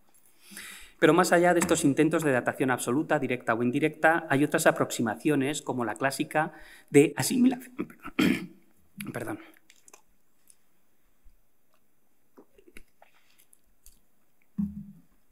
De asimilación tipológica y temática, es decir, paralelos, tanto cerámicos como en otros soportes. Y en esta línea hay algún elemento muy destacado dentro de lo que se ha denominado por parte de Dimas Martín y María Dolores Kamalich cerámica simbólica. Y como se ha enfatizado también desde el inicio mismo de los estudios en la materia, ¿verdad? Luego refrendados además y subrayados por otros autores, Carrasco Rus, Martínez García, Bueno Ramírez, Hernández Pérez, etcétera, etcétera. Debemos resaltar que la temática del oculado, de los ídolos en general en el arte esquemático, tiene claros paralelos muebles en el contexto arqueológico. En general, estas figuraciones antropomorfas se entienden como estereotipadas, fruto de una serie de convenciones formales que las agrupan y que las confieren un significado simbólico, social y o religioso evidente. De diferente tipología, estos ídolos, que pueden ser oculados, bitriangulares, ancoriformes, etc., pueden aparecer completos o bien sintetizados en una especie de sinédoque a través de determinadas partes. Bien, hasta ahora el considerado ídolo oculado más antiguo es el denominado de la Venus de Gabá, que tienen en la imagen superior derecha de la diapositiva, descubierta en un pozo de Baristita. Y está fechado en el V milenio calibrado antes de Cristo, es decir, en el Neolítico Medio. Pero encontramos también otros sobre cerámicas de Andalucía, del Neolítico Medio final, en la Cueva de los Murciélagos de Zueros, por ejemplo, o en la Carihuela de Piñar. Con todo, las representaciones de ídolos oculados con ese característico tatuaje facial. y que seguramente sigan viendo la semana que viene con la doctora Bueno, aparecen en los yacimientos en torno al cuarto y tercer milenio antes de Cristo, con algunos de los más recientes en el yacimiento de los Millares. En todo caso, ya hacia finales del tercer milenio antes de Cristo, con el cambio cultural que implica directamente la aparición convencional del llamado o de la llamada Edad del Bronce en el sur peninsular, este tipo de representaciones desaparecen del registro arqueológico. Los soportes sobre los que se realizan estas representaciones de ídolos son también diversos e incluso se ha apuntado a una especie de cierta especialización geográfica, con soportes en huesos en la zona oriental, en cerámica en la zona meridional y en piedra, en placas, ¿verdad?, en la zona occidental y en Portugal. De esta manera es posible citar paralelos temático-formales en los ídolos sobre hueso largo también, con ejemplares ancoriformes vinculados a contextos funerarios o con oculados directamente datados en el tercer milenio antes de Cristo y aparecidos en contextos también funerarios, en Valencia, en Alicante, en Murcia, en Almería, en Jaén, en Badajoz, en Madrid, etcétera, etcétera, y aquí en el Museo Arqueológico Nacional hay algunos ejemplos de los mismos. Y con ello también, bueno, estos son algunos de ellos, algunos seguro que lo reconocen de forma directa. Y junto a ello también ejemplares rupestres como los de la ermita del Vicari, Cabeçó d'Or, también los oculados de Narejos o estos otros que vemos en contextos geográficos más alejados, menos comunes quizás, como el abrigo de Casallo en Galicia o el abrigo de Barfaluí en Huesca. O este otro también, que me parece muy interesante, ¿verdad?, en la cueva de la Fuente Nueva, en la que, bueno, con el tratamiento digital de la imagen se pudieron ver esta especie de ídolos bitriangulares con la cabeza, con ese característico elemento de tatuaje que nos recuerda a los ídolos oculados, y con ello también esta tabla, que es interesante, aportada por Morgado et al. En la publicación sobre la Laja Alta y que vincula directamente, pues, bueno, a una serie de fechas directas y asociadas a este tipo de ídolos. Atendiendo a cuestiones cronológicas y paralelos, se debe mencionar el espectacular plato cuenco de las Carolinas, como lo tienen en la imagen, ¿verdad?, datado entre el 2200 y 1700 a.C., un elemento cerámico campaniforme con representaciones de arboriformes, bueno, de abetiformes, de ciervos, pueden encontrar diferentes gustos, ¿verdad?, en la definición, con paralelos también en el ámbito rupestre y otros también mobiliarios, como en el que veremos más adelante de la Calzadilla en Valladolid, y que podrían apuntar al hecho de que determinados elementos mobiliarios, cerámicas, ídolos y placas, se empiecen a entender también como nuevos espacios de transmisión simbólica de la información. Vemos aquí algunos otros ejemplos con esa misma temática, de esa especie de, quizás, de cérvido o de elemento ramiforme, y los paralelos que encontramos en el arte rupestre. Tenemos bien datados los muebles, se entiende, por tanto, por comparación y paralelo temático, que los rupestres deberían tener un desarrollo cronológico similar. Algunas otras pues bueno, variaciones, ¿verdad?, apuntadas por Virginia Barciela sobre estos ídolos bitriangulares con diferentes características, algunos de ellos también oculados, y nuevamente, pues bueno, esas vinculaciones, ¿verdad?, con algunos elementos mobiliares y otros rupestres, como pueden observar aquí. Incluso en algún caso, y aquí no lo veo demasiado claro, ¿verdad?, con el de Santa Ana II, pero se ha apuntado la posibilidad de que pudiera estar representado una especie de ídolo placa similar a los anteriores, ¿de acuerdo? No es el contexto geográfico más común para encontrar esto y no es demasiado claro, pero bueno, se ha apuntado también esa posibilidad. Y junto a ello también otros elementos mobiliares, como puedan ser estas cerámicas, en este caso de calcolíticas de los Millares, y esas representaciones teliformes para las que contamos también con representaciones en el arte rupestre. Y junto a los anteriores paralelos temáticos, permítanme simplemente en unos pocos minutos, ¿verdad?, seré breve, pero sí hacer una referencia a los cantos pintados de la Cueva de Chaves. Cueva de Chaves, que fue uno de los conjuntos o de los yacimientos neolíticos antiguos más importantes de la península ibérica y que fue objeto de destrucción impune por parte de Victorino Alonso. En esta cueva del Prepirineo Oscense se recuperaron diversos cantos calizos expulsados por una cueva próxima, la cueva de Solencio, recuperándose hasta 102 cantos con restos pictóricos, ¿verdad?, de pinturas, siendo algunos de ellos machacadores, alisadores o percutores. Pero hay algunos de ellos en niveles del Neolítico Antiguo, alrededor de 30, con representaciones pintadas con elementos geométricos, cruciformes, líneas convergentes o esquemáticos figurativos, según los autores del estudio, fundamentalmente Pilar Utrilla y Vicente Valdellou, algunos de ellos con representaciones antropomorfas. Y en concreto estas dos que tienen, esta de aquí, para la que ven la representación de un posible orante, con la cabeza, parte del cuerpo, brazo y una serie de deditos, y este otro para el que llevan a cabo la misma interpretación temática, ¿de acuerdo? Una especie de orante con el brazo en alto. Nuevamente, el contexto para el que parece vincularse al menos algunos de estos cantos es nuevamente funerario. Al aparecer algunos de estos cantos decorados sobre un enterramiento neolítico y formando una especie de pequeño túmulo directamente sobre el mismo. Hay otra acumulación en el mismo yacimiento con cantos también pintados, asociada en este caso a un espacio de hogar pavimentado, es decir, una especie de área doméstica, aunque sí que es cierto que acciones clandestinas impiden saber si fue en origen también un enterramiento, porque en las proximidades del mismo se encontró una mandíbula humana. Bueno, un poco en la línea de lo que veíamos antes las fotografías, aquí algunos de los calcos con esas representaciones probablemente de antropomorfos esquemáticos. Incluso está con, bueno, pues con el paralelo en el yacimiento de las Viñas en Badajoz, con, bueno, pues esa especie de paralelo con ídolos triangulares, ¿verdad?, en el caso del canto de la cueva de Chaves. Bueno, la aparición de cerámicas con decoración simbólica, y esto también es interesante.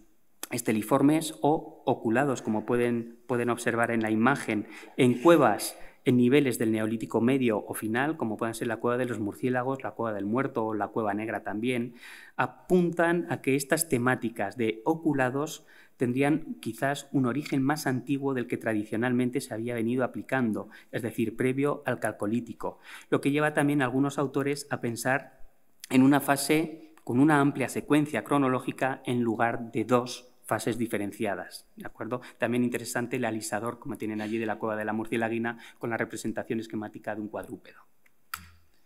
Bueno, a modo de síntesis, estos 3 puntos básicos, ¿de acuerdo? A tenor de lo que hemos visto. Tanto el arte macroesquemático con seguridad como el esquemático podrían comenzar o comenzarían en el Neolítico antiguo, tal y como demuestran los paralelos cerámicos en diferentes cuevas o los cantos de Chaves. Existen una serie, eso sí, de temas que parecen estar más relacionados con paralelos cerámicos calcolíticos, ¿de acuerdo? Y en esa línea irían los ramiformes, quizás un poco los ídolos oculados con esta salvedad última que hemos apuntado para los casos concretos de identificación de ídolos oculados en niveles neolíticos, antropomorfos bitriangulares, armas como alabardas, puñales de lengüeta, etcétera, etcétera. Y por último, y me parece también importante, lo esquemático que puede perdurar hasta bien entrada la edad de los metales, y no solamente eso, sino hasta épocas o momentos plenamente históricos, como si nos da tiempo trataré de mostrarles un poco más adelante. Llegamos también a uno de los elementos más jugosos, ¿de acuerdo? No solamente cronología, sino significación. ¿Qué es lo que significa? Bueno, pues sinceramente creo que nos movemos en arenas movedizas. Personalmente trato siempre en estos casos de mantenerme al margen de lecturas que puedan ir más allá casi de la descripción. Pero vamos, que se han propuesto un número variado de lecturas e interpretaciones que van y evolucionan en función de investigadores, en función de escuelas, de momentos, de modas, de tecnologías aplicadas, etcétera, etcétera. En todo caso, merece la pena destacar que cualquiera que sea la significación concreta, todo conjunto rupestre es un espacio natural transformado, y está transformado precisamente en virtud del arte, en un espacio antropizado, ritual, es decir, lo natural pasa a ser cultural. Y eso es también complejo, porque pasará a poder ser contemplado precisamente desde puntos de vista múltiples, y cada enfoque podrá tener a su vez pues, diferentes niveles de análisis y de interpretación. En todo caso, algunas de las interpretaciones básicas que se han apuntado en general para el arte esquemático pueden ser las que aparecen listadas en la diapositiva. Ese sentido funerario al que ya nos hemos referido con anterioridad, o la relación, ¿verdad?, con el arte esquemático, aunque sea de forma tangencial, y que parece ser un aspecto destacable, aunque también cuestionado y no considerado como único. Y así se ha referido en diferentes estudios a partir, por ejemplo, de la identificación de ídolos oculados y del fenómeno megalítico. Un valor religioso, ¿verdad?, a veces directamente ligado, en algunos documentos lo pueden encontrar así, ligado a la idea de diosa madre, con conexiones mediterráneo-orientales, llegando como parte de ese acervo cultural, ¿verdad?, junto a otros elementos económicos, sociales, tecnológicos, etcétera, importado por los prospectores de metales. También se ha apuntado una consideración como especie de escritura.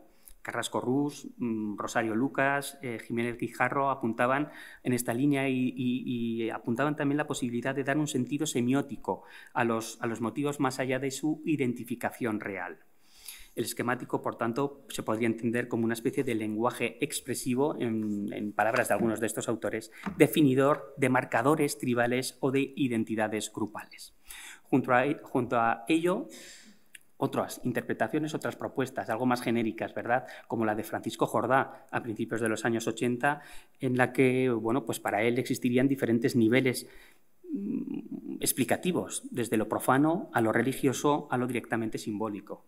No podemos olvidar, por ejemplo, también esas aportaciones dentro de la corriente chamanística, ¿verdad?, o el chamanismo, y esa teoría neuropsicológica que trata de explicar determinadas representaciones como las visiones que se producen en determinados momentos o fases del trance en un estado alterado de conciencia. Junto a ello también las relaciones sociales, económicas, religiosas, políticas, relaciones genealógicas también, que es muy interesante. Y hay un artículo estupendo de Julián Martínez García al respecto del abrigo de los letreros y el cómo explica y articula la representación que vemos, tanto en la fotografía como en los calcos, para darle pues, ese sentido genealógico en el que aquí existirían dos linajes diferentes y tres generaciones distintas vinculadas entre sí. Me parece muy interesante. Desde la arqueología del paisaje, ¿verdad?, la selección de abrigos según parámetros culturales también. Esa posición de control del territorio y su apropiación simbólica y su relación con hitos geográficos y la visibilidad, rutas de desplazamiento ganadero, etcétera, etcétera.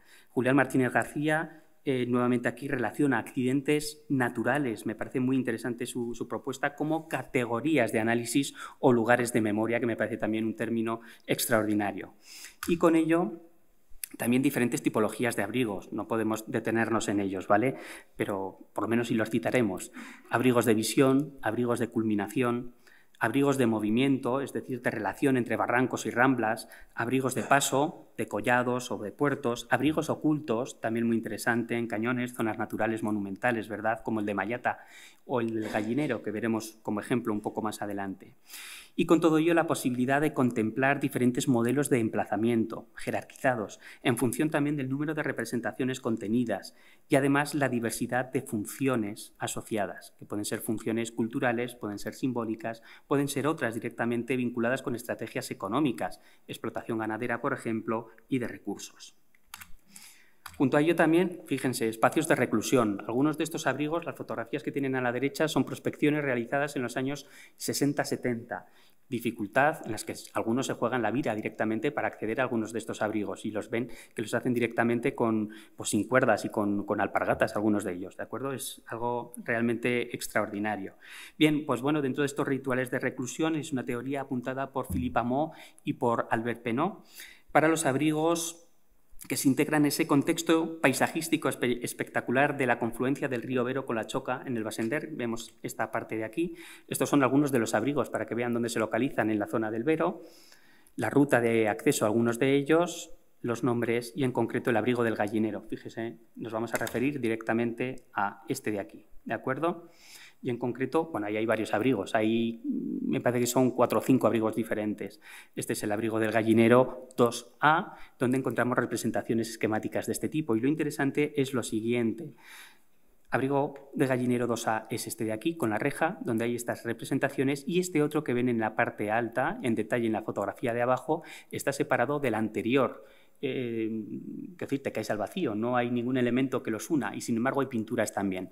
Hay una serie de entalles excavados en la roca, en un abrigo y en el otro, de manera que Philippe Amo y Albert Penot proponen la posibilidad de que dispusieran una serie de tablones para acceder al siguiente y de la igual manera que lo haces accesible con los tablones, lo haces inaccesible en el momento que los quitas, dejando a alguien recluido, y por eso hablan de zonas de reclusión, en esa zona como si fuera una especie de ritual de tránsito quizás, ¿de acuerdo? Una especie de ritual de paso. Bueno, junto a ello también me parece interesante la posibilidad de que sean narraciones. No hay muchos, ya se lo digo, son pocas, pero algunas se puede referir, sin que sepamos que si son secuencias narrativas mitológicas, cosmogonías, hechos históricos o simples narraciones de lo cotidiano. En todo caso, pues bueno, nada comparable a lo visto para el arte levantino, ¿verdad? Pero para el arte esquemático se han citado sí algunas escenas de caza como las que tienen en la imagen en los calcos, en Cogul, en Cachal de las Cabras pintadas, en el abrigo de la Serreta, que es el que tienen en la imagen inferior, y quizás también alguna escena de lucha en el abrigo de Lázaro. En este caso en Albarracín, quizás de danza, como lo tienen en la parte superior de la imagen, o alguna quizás con una vertiente religiosa, como en Solapo del Águila, ¿verdad? Y alguna otra costumbrista que veremos un poco más adelante. Solapo del Águila, en la que la persona que estudia este conjunto, que es Rosario Lucas, habla de pictogramas directamente organizados a modo de viñetas y que se leerían de izquierda a derecha y en el que aparecen asociados una serie de elementos esteliformes, ramiformes, a veces asociados a antropomorfos con tocado de cuernos, como este que ven aquí, que me recuerda bastante a algunas representaciones de guerreros de las estelas del suroeste peninsular, y algunas están aquí también en el museo, o un gran personaje, como pueden observar en la imagen central, también con cuernos, que coge a una cabra con la mano, como pueden observar, y que aparece frente a un grupo de mujeres, que sería esta que están aquí arriba, danzando. Todo esto siempre interpretación de Rosario Lucas, y que llevaría a interpretar esta imagen como una especie de cortejo procesional que culminaría directamente con el sacrificio del animal. Nos quedamos casi sin tiempo y por eso esto lo voy a pasar muy rápido, ¿de acuerdo? Simplemente para que sepamos la documentación que se hacía antes, que es la tecnología que había en cada momento.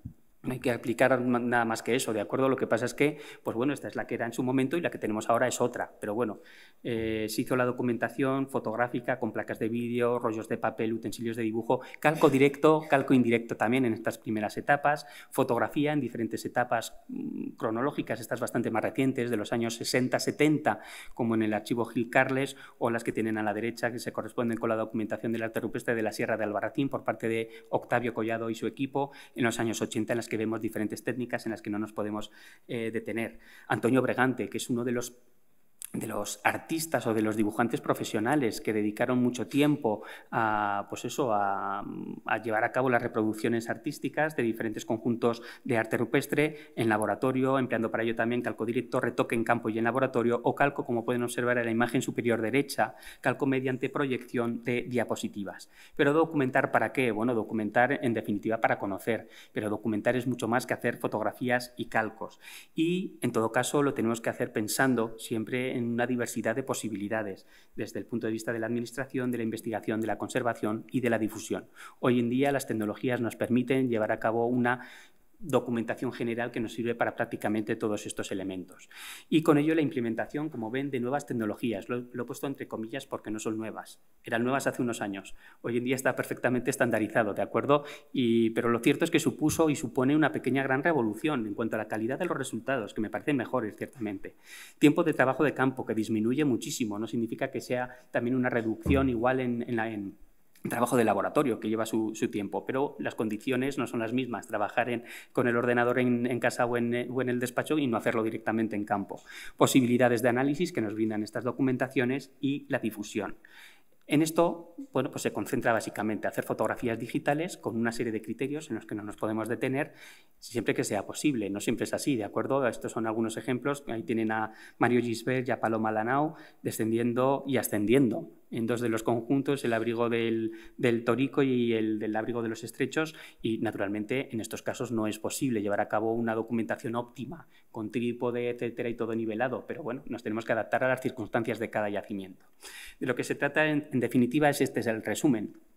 Una toma fotográfica de cada motivo, la selección de la toma más adecuada, tratamiento digital de la misma mediante de stretch, no podemos entrar, pero supongo que Inés quizás les hablaría algo sobre el mismo, trabajo por capas, en nuestro caso con Photoshop, pero puede ser algún otro no sé, programa de tratamiento digital de imagen, y por último la comprobación de los calcos. En definitiva, se trata de esto, ir de la fotografía, eliminar digitalmente aquello que no es pintura y quedarnos solamente con aquello que lo es, y nos permite ciertamente un grado de resolución muy importante. Esto en cuanto a documentación fotográfica y elaboración de calcos digitales. En los últimos años se implementa también documentación geométrica, es decir, el volumen de la piedra. Y se consigue mediante la aplicación de la documentación a través de escáner láser, de diferencia de vuelo, de diferencia de fase o de tiempo de vuelo, escáner de luz blanca estructurada. Bueno, pues nos permiten diferentes grados de resolución para cada objetivo y con ello también fotogrametría, ¿verdad? En definitiva, de lo que tratamos de hacer es de implementar los cálculos digitales en los modelos tridimensionales, aportando una mayor información al estudio en general. Naturalmente esto tiene pros y contras. Contras pocos, ¿vale? Tiempo de trabajo en laboratorio, bueno, pues tampoco es que sea una contra, sino lo tienes que pasar en campo y es bastante peor. Y el gran tamaño de los archivos, y es cierto, algunos de estos archivos ocupan muchísimo, pero afortunadamente a medida que crecen los archivos, crecen también los discos duros, con lo cual los podemos ir guardando pues bueno, con cierta normalidad. Y en los pocos minutos que nos quedan sí que quería hacer alusión a una serie dentro de este bloque 2 ya, a una serie de elementos novedosos, no tanto desde documentación, que ya he dicho que no es tan novedosa y es algo estandarizado, como nuevas vías de acceso a nuevos campos de estudio. Y este es el que nos abre, por ejemplo, seguramente algunos de ustedes lo recordarán, haber leído en la prensa no hace demasiado tiempo, ¿verdad? Y son las huellas dactilares y la autoría del arte. En concreto, en el Abrigo de los Machos, en Zújar, en Granada, que es un conjunto en el que los especialistas, este en concreto es el Cerro de Jabalcón, ¿verdad?, que es una especie de Inselberg, es una formación rocosa más o menos aislada que sirve también como centro de referencia, de acuerdo visual, dentro de esos hitos geográficos importantes que comentábamos con anterioridad, dentro de la cuenca del Guadix y de Baza, tiene unos 1.500 metros de altura y actúa pues eso como un foco geográfico de atracción de lo simbólico. Bueno, allí se encuentra el Abrigo de los Machos, como les decía, y que han llevado a cabo una serie de documentación de este conjunto mediante las técnicas estandarizadas que hemos dicho, pero además han aplicado una serie de elementos de medición y estadísticas para algunos trazos muy bien conservados y que se analizaron y compararon, por ejemplo, con las anchuras de las crestas de las huellas digitales de dos de los elementos que aparecen en este conjunto y comparadas con, yo creo que en el estudio reflejaban unas 550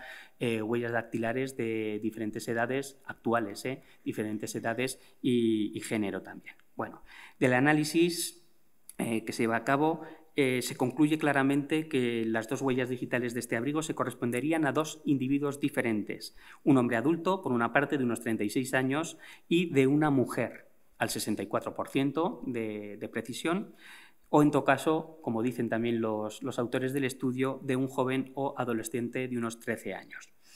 Con todo este estudio llevado a cabo en este abrigo de Macho ha sido también puesto en duda por algún otro estudio, ¿verdad?, en proceso o bueno, en diferentes contextos de citado, llegando a cuestionar la existencia misma de esas huellas y que serían en realidad, según algunos autores, producto de microcrestas naturales de la fractura de plano de falla del soporte. Bueno, al margen, ¿verdad?, de esta última percepción, lo interesante es el campo de estudio que se abre, el hecho de que en el proceso de ejecución de las pinturas se integre a un colectivo mucho más amplio, de edades y de género también, es decir, una participación colectiva del conjunto del grupo social. También novedades en el campo de la arqueoacústica. En realidad no creo que se pueda decir que sea una línea absolutamente nueva, porque hay estudios que han apuntado al interés del sonido en la selección de emplazamientos e incluso en la escenificación de rituales en abrigos con arte rupestre. Pero sí es cierto que en los últimos años es una línea sistematizada y sobre todo respaldada por análisis tecnológicos desarrollada fundamentalmente por el grupo de la Universidad de Barcelona dirigido por la doctora Díaz Andreu con el proyecto Art Soundscapes. Nos vamos a centrar en concreto a una de las últimas publicaciones que ha llevado a cabo precisamente este grupo, que es el del abrigo de Bacinete, en la provincia de Cádiz. Es un lugar ciertamente interesante en el que varios bloques, como pueden observar en este esquema, configuran un espacio nuclear compuesto por varios conjuntos, ¿verdad?, decorados, entre los que destaca el denominado abrigo principal, que tiene mayor profusión de figuras, alrededor de 170, diversidad de estilos, fases decorativas, etcétera, y además encuentra una mayor altura con respecto al resto de afloramientos cercanos y una distribución espacial en el conjunto que le hace destacar, hasta el punto de que ha sido definido como un auditorio o anfiteatro natural, una especie de escenario alrededor del cual se reuniría un número importante de personas, entre 40 y 50 apuntan los autores que bueno, identifican este lugar como un verdadero centro o lugar de agregación. El estudio arqueoacústico concluye que, efectivamente, el abrigo principal pudo actuar como una especie de escenario o de teatro, con una acústica privilegiada. Y con ello, aunque no se haya documentado una ocupación importante de la zona, se subraya ciertamente el interés y la capacidad de reunión del espacio, atendiendo a la posibilidad del desarrollo de ceremonias o actividades rituales grupales en las que jugaría un papel importante tanto el arte, es decir, la visualidad, como la acústica. Y muy rápidamente, de verdad, ya casi para concluir, dos casos que me han parecido también interesantes desde un punto de vista de reinterpretación de los contenidos. Este es el abrigo del Remosillo, en la cuenca del Ésera, en Huesca, el Congosto de Olvena, que es el que vemos en la fotografía. Allí encontramos un conjunto de manifestaciones fundamentalmente esquemáticas, algunas de ellas subesquemáticas. Esta es la localización del panel en el que nos vamos a centrar ahora mismo. Fotografía del panel, algunos detalles de figuras esquemáticas asociadas al mismo y, en concreto, que es la representación de una serie de carros tirados por unos animales y que se identificaron en su momento y en relación directamente con el arte esquemático como de cronología neolítica.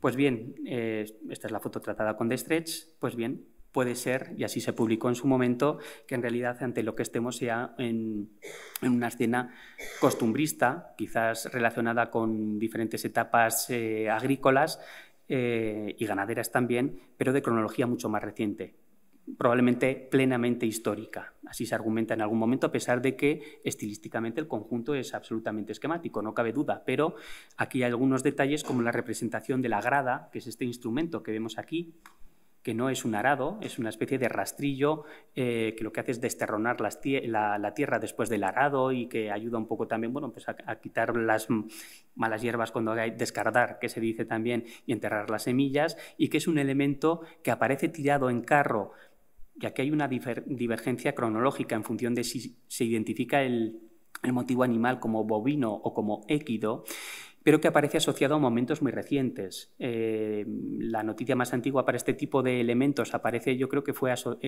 citada por Catón, me parece, y Plinio el Viejo también, para contexto romano del siglo I a.C. y con desarrollos posteriores, hasta en plena Edad Media, con lo cual tenemos la posibilidad también de que, bueno, pues aparte de estos conjuntos esquemáticos no sean todos prehistóricos, ¿de acuerdo? Algunos de ellos también históricos. Estos son paralelos etnográficos para el instrumento que hemos visto y algunos otros de componente visual, pues como las muy ricas horas del Duque de Berry o el tapiz de Bayeux, también donde aparecen elementos muy similares al que veíamos con anterioridad. Fíjense, por ejemplo, en este detalle, la rienda que pasa no solamente por esta parte central asociada al carro, sino por la parte medial del animal en una especie de pasarriendas. Vuelve sobre la cabeza del animal, podrían ser las bridas o las riendas de un caballo, podría ser incluso un aro nasal y por tanto metálico, ya no neolítico, en el caso de que fuera un bovino. En todo caso, todo cronología reciente. Y algo similar encontramos para la Laja Alta, muy rápidamente. Para la Laja Alta, ¿verdad? En la que, bueno, pues es un abrigo muy interesante en la zona de Cádiz, que ha sido recientemente fechado también algunas de sus representaciones. Ya apuntábamos antes algunas de esas fechas, un ídolo oculado en concreto y también una cerámica encontrada a pie del yacimiento, y aquí destaca fundamentalmente por esto, por una serie de representaciones de barcos, ¿de acuerdo? Barcos que han sido datados o propuestos, una datación propuesta en diferentes momentos, ¿de acuerdo? Prehistoria reciente, para algunos también incluso tartésicos, para otros fenicios, etcétera, etcétera. Según la última datación obtenida, y que asimilan directamente el grupo de Morgado y compañeros a la totalidad del conjunto más o menos homogéneo esquemático, sería ciertamente antigua, y también eso lo que haría es retrotraer la antigüedad de los barcos. Bueno, es una propuesta que lanzan ellos creo que en el año 2018, que es de cuando lo publican.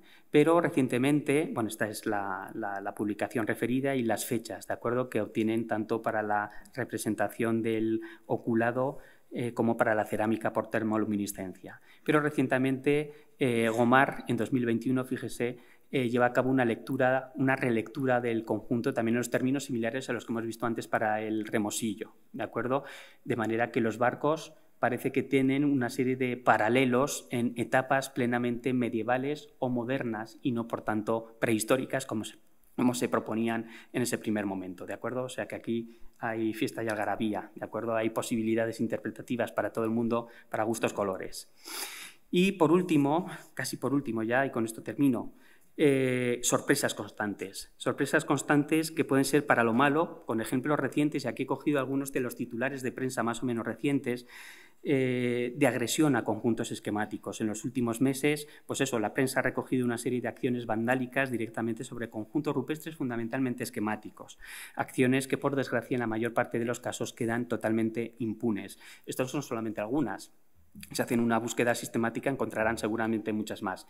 Y estos son algunos de los ejemplos. Fíjense, por ejemplo, el atentado que recibió uno de los abrigos clásicos por antonomasia, que es el de los órganos, ¿verdad?, en Jaén, con esas diosas o sacerdotisas que denominaban algunos y que directamente pintaron con una especie de spray. Bueno, afortunadamente la Junta de Andalucía actuó muy rápidamente y pudieron limpiar esas pinturas sin afección a las mismas. Este caso es la Garganta del Muerto en Ciudad Real, donde pintan banderas sobre directamente estas pinturas. Estos son agresiones directas, o estas que son gamberradas. Aquí creo que pillaron a los chavales, que eran unos chavales jovencetes, y lo que hicieron es completar también con arte esquemático, si se dan cuenta, pues bueno, lo que había de contenido en el conjunto de la rendija. Pero junto a ello también algunos otros elementos, no negativos, sino positivos, como algunos grandes descubrimientos recientes. Este, por ejemplo, que es el Prado de los Arejos II, donde encontramos un conjunto con representaciones esquemáticas, representaciones de zigzag, con unas superposiciones importantes que nos pueden dar pistas acerca del desarrollo de este ciclo artístico en conjuntos geográficos concretos, con representaciones también de arte levantino, y esto es importante para ver cuál es la secuencia que se sigue, al menos desde el punto de vista regional, para estos ciclos artísticos, ¿de acuerdo? Encontramos grandes ejemplos como estos que están todavía por estudiar, o este otro que se está llevando a cabo con Paloma Lanao, con Mario Gisbert, con Alex Puyo y algunos otros compañeros montañeros, en el que, como pueden ver, en ese macizo de roca absolutamente vertical se encuentran hasta 12 conjuntos con arte esquemático. Esta es la manera en la que hay que descender para acceder a los conjuntos en la actualidad, pero tampoco fotografías del equipo que les he citado, pero que no difiere mucho de lo que debieron de tener que hacer los artistas prehistóricos o quienes fueran, ¿verdad?, para realizar estas pinturas. Encontraron una serie de agujeros en algunas de estas formaciones, algunos naturales, otros agrandados, y que según opinión de los montañeros, ¿verdad?, de Alex Puyo y de Mario Gisbert, serían los empleados precisamente por la gente que realizaría estas manifestaciones artísticas y que fueron justamente los que emplearon ellos para asegurarse en el tránsito a las mismas. Se encuentran aquí, ¿de acuerdo?, repartidos por algunas de estas oquedades absolutamente verticales. Fíjense la dificultad de acceso a las mismas para decorarlas. Algunos de estos abrigos o bien estas pequeñas y estrechísimas cornisas de acceso a algunos de ellos, ¿de acuerdo? Pongo fotos muy rápidas de algunos para que nos hagamos idea del contenido de las mismas. Ojo de Mayata 8, representaciones absolutamente esquemáticas, típicas, pectiniformes, bueno, elementos de dadas. Este es el abrigo más importante de los 12 que compone el conjunto, el abrigo de Mayata 6. Aquí vemos a Mario Gisbert y a Paloma Lanao. Abrigo pequeño y que, sin embargo, siendo de los más pequeños, contiene el mayor número de representaciones, como pueden observar.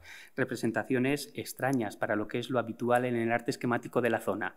Extrañas desde el punto de vista de la distribución, localización en el paisaje, y extrañas desde el punto de vista, no sé si tanto estilístico, pero sí compositivo y temático. ¿De acuerdo? No encontramos muchas cosas de estas en el arte rupestre esquemático de Huesca. Habrá que comparar con otras zonas. Hay esteliformes, hay elementos de embasto, hay una especie de grecas, hay alteriformes con una serie de trazos que le salen tanto de la parte de arriba como la de abajo, otros más cerrados. Nuevamente esteliformes con un patrón de organización bastante marcado y que se está estudiando en la actualidad. Y esta es la cueva de la Mezquita, localizada también en las inmediaciones, que se accede, fíjense, por esta pequeña cornisa, o bien subiendo desde abajo, ¿de acuerdo?, pero por esta pequeña cornisa, y este es el interior de la misma. Fíjense el tamaño de la persona, por donde tiene que acceder a la misma, y aquí también hay arte. Hay además una serie de elementos entallados en la roca, ¿de acuerdo?, una especie de marmitas, como pueden observar en la imagen superior derecha, o de escalones para poder acceder a determinadas zonas del interior de la misma. Y allí encontramos directamente esto, una serie de elementos de puntuaciones típicamente esquemáticos y la representación de un ciervo que tiene paralelos en otros conjuntos también de la zona del río Vero. Este es el resumen y simplemente, y a modo de conclusión, ¿verdad?, y tras lo esbozado de forma muy rápida, puede parecer a veces que efectivamente el arte esquemático, y por eso se lo decía antes, aparece como una especie de cajón desastre, en el que todo aquello que responde a convenciones formales simples encuentra cabida. Algunos autores, nuestro querido José Luis Sanchidrián, por ejemplo, hablan de uso excesivo dado al término de esquemático. En realidad, como hemos tratado de presentar, la realidad esquemática es ciertamente muy rica y diversa, con importantes variaciones formales, temáticas y territoriales. De manera que nos encontramos pues, ante una especie de indefinición que sin duda subraya una enorme complejidad dual.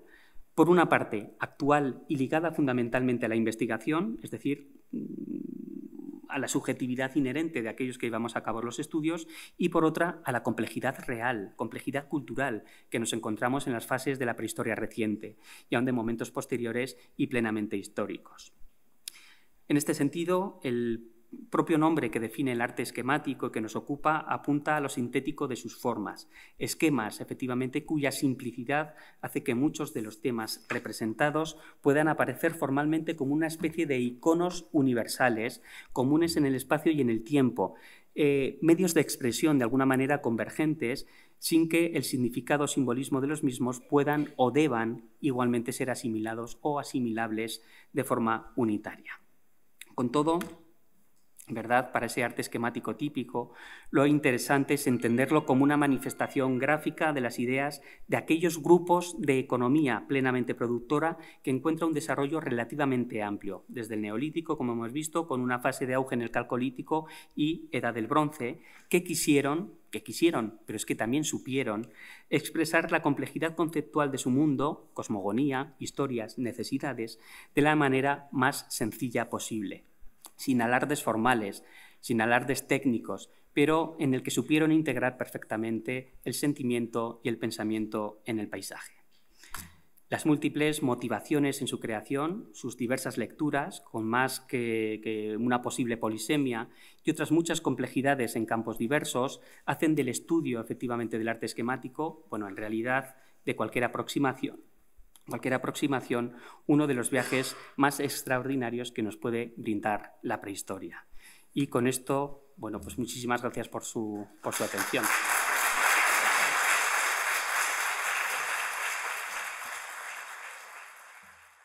Muchas gracias, Manuel, por la presentación y por esta síntesis de lo que es el arte del arte prehistórico esquemático, ¿no? Que al final yo lo que veo casi que es un deporte de riesgo el estudio, ¿no? Por las últimas imágenes que ha puesto, ¿no?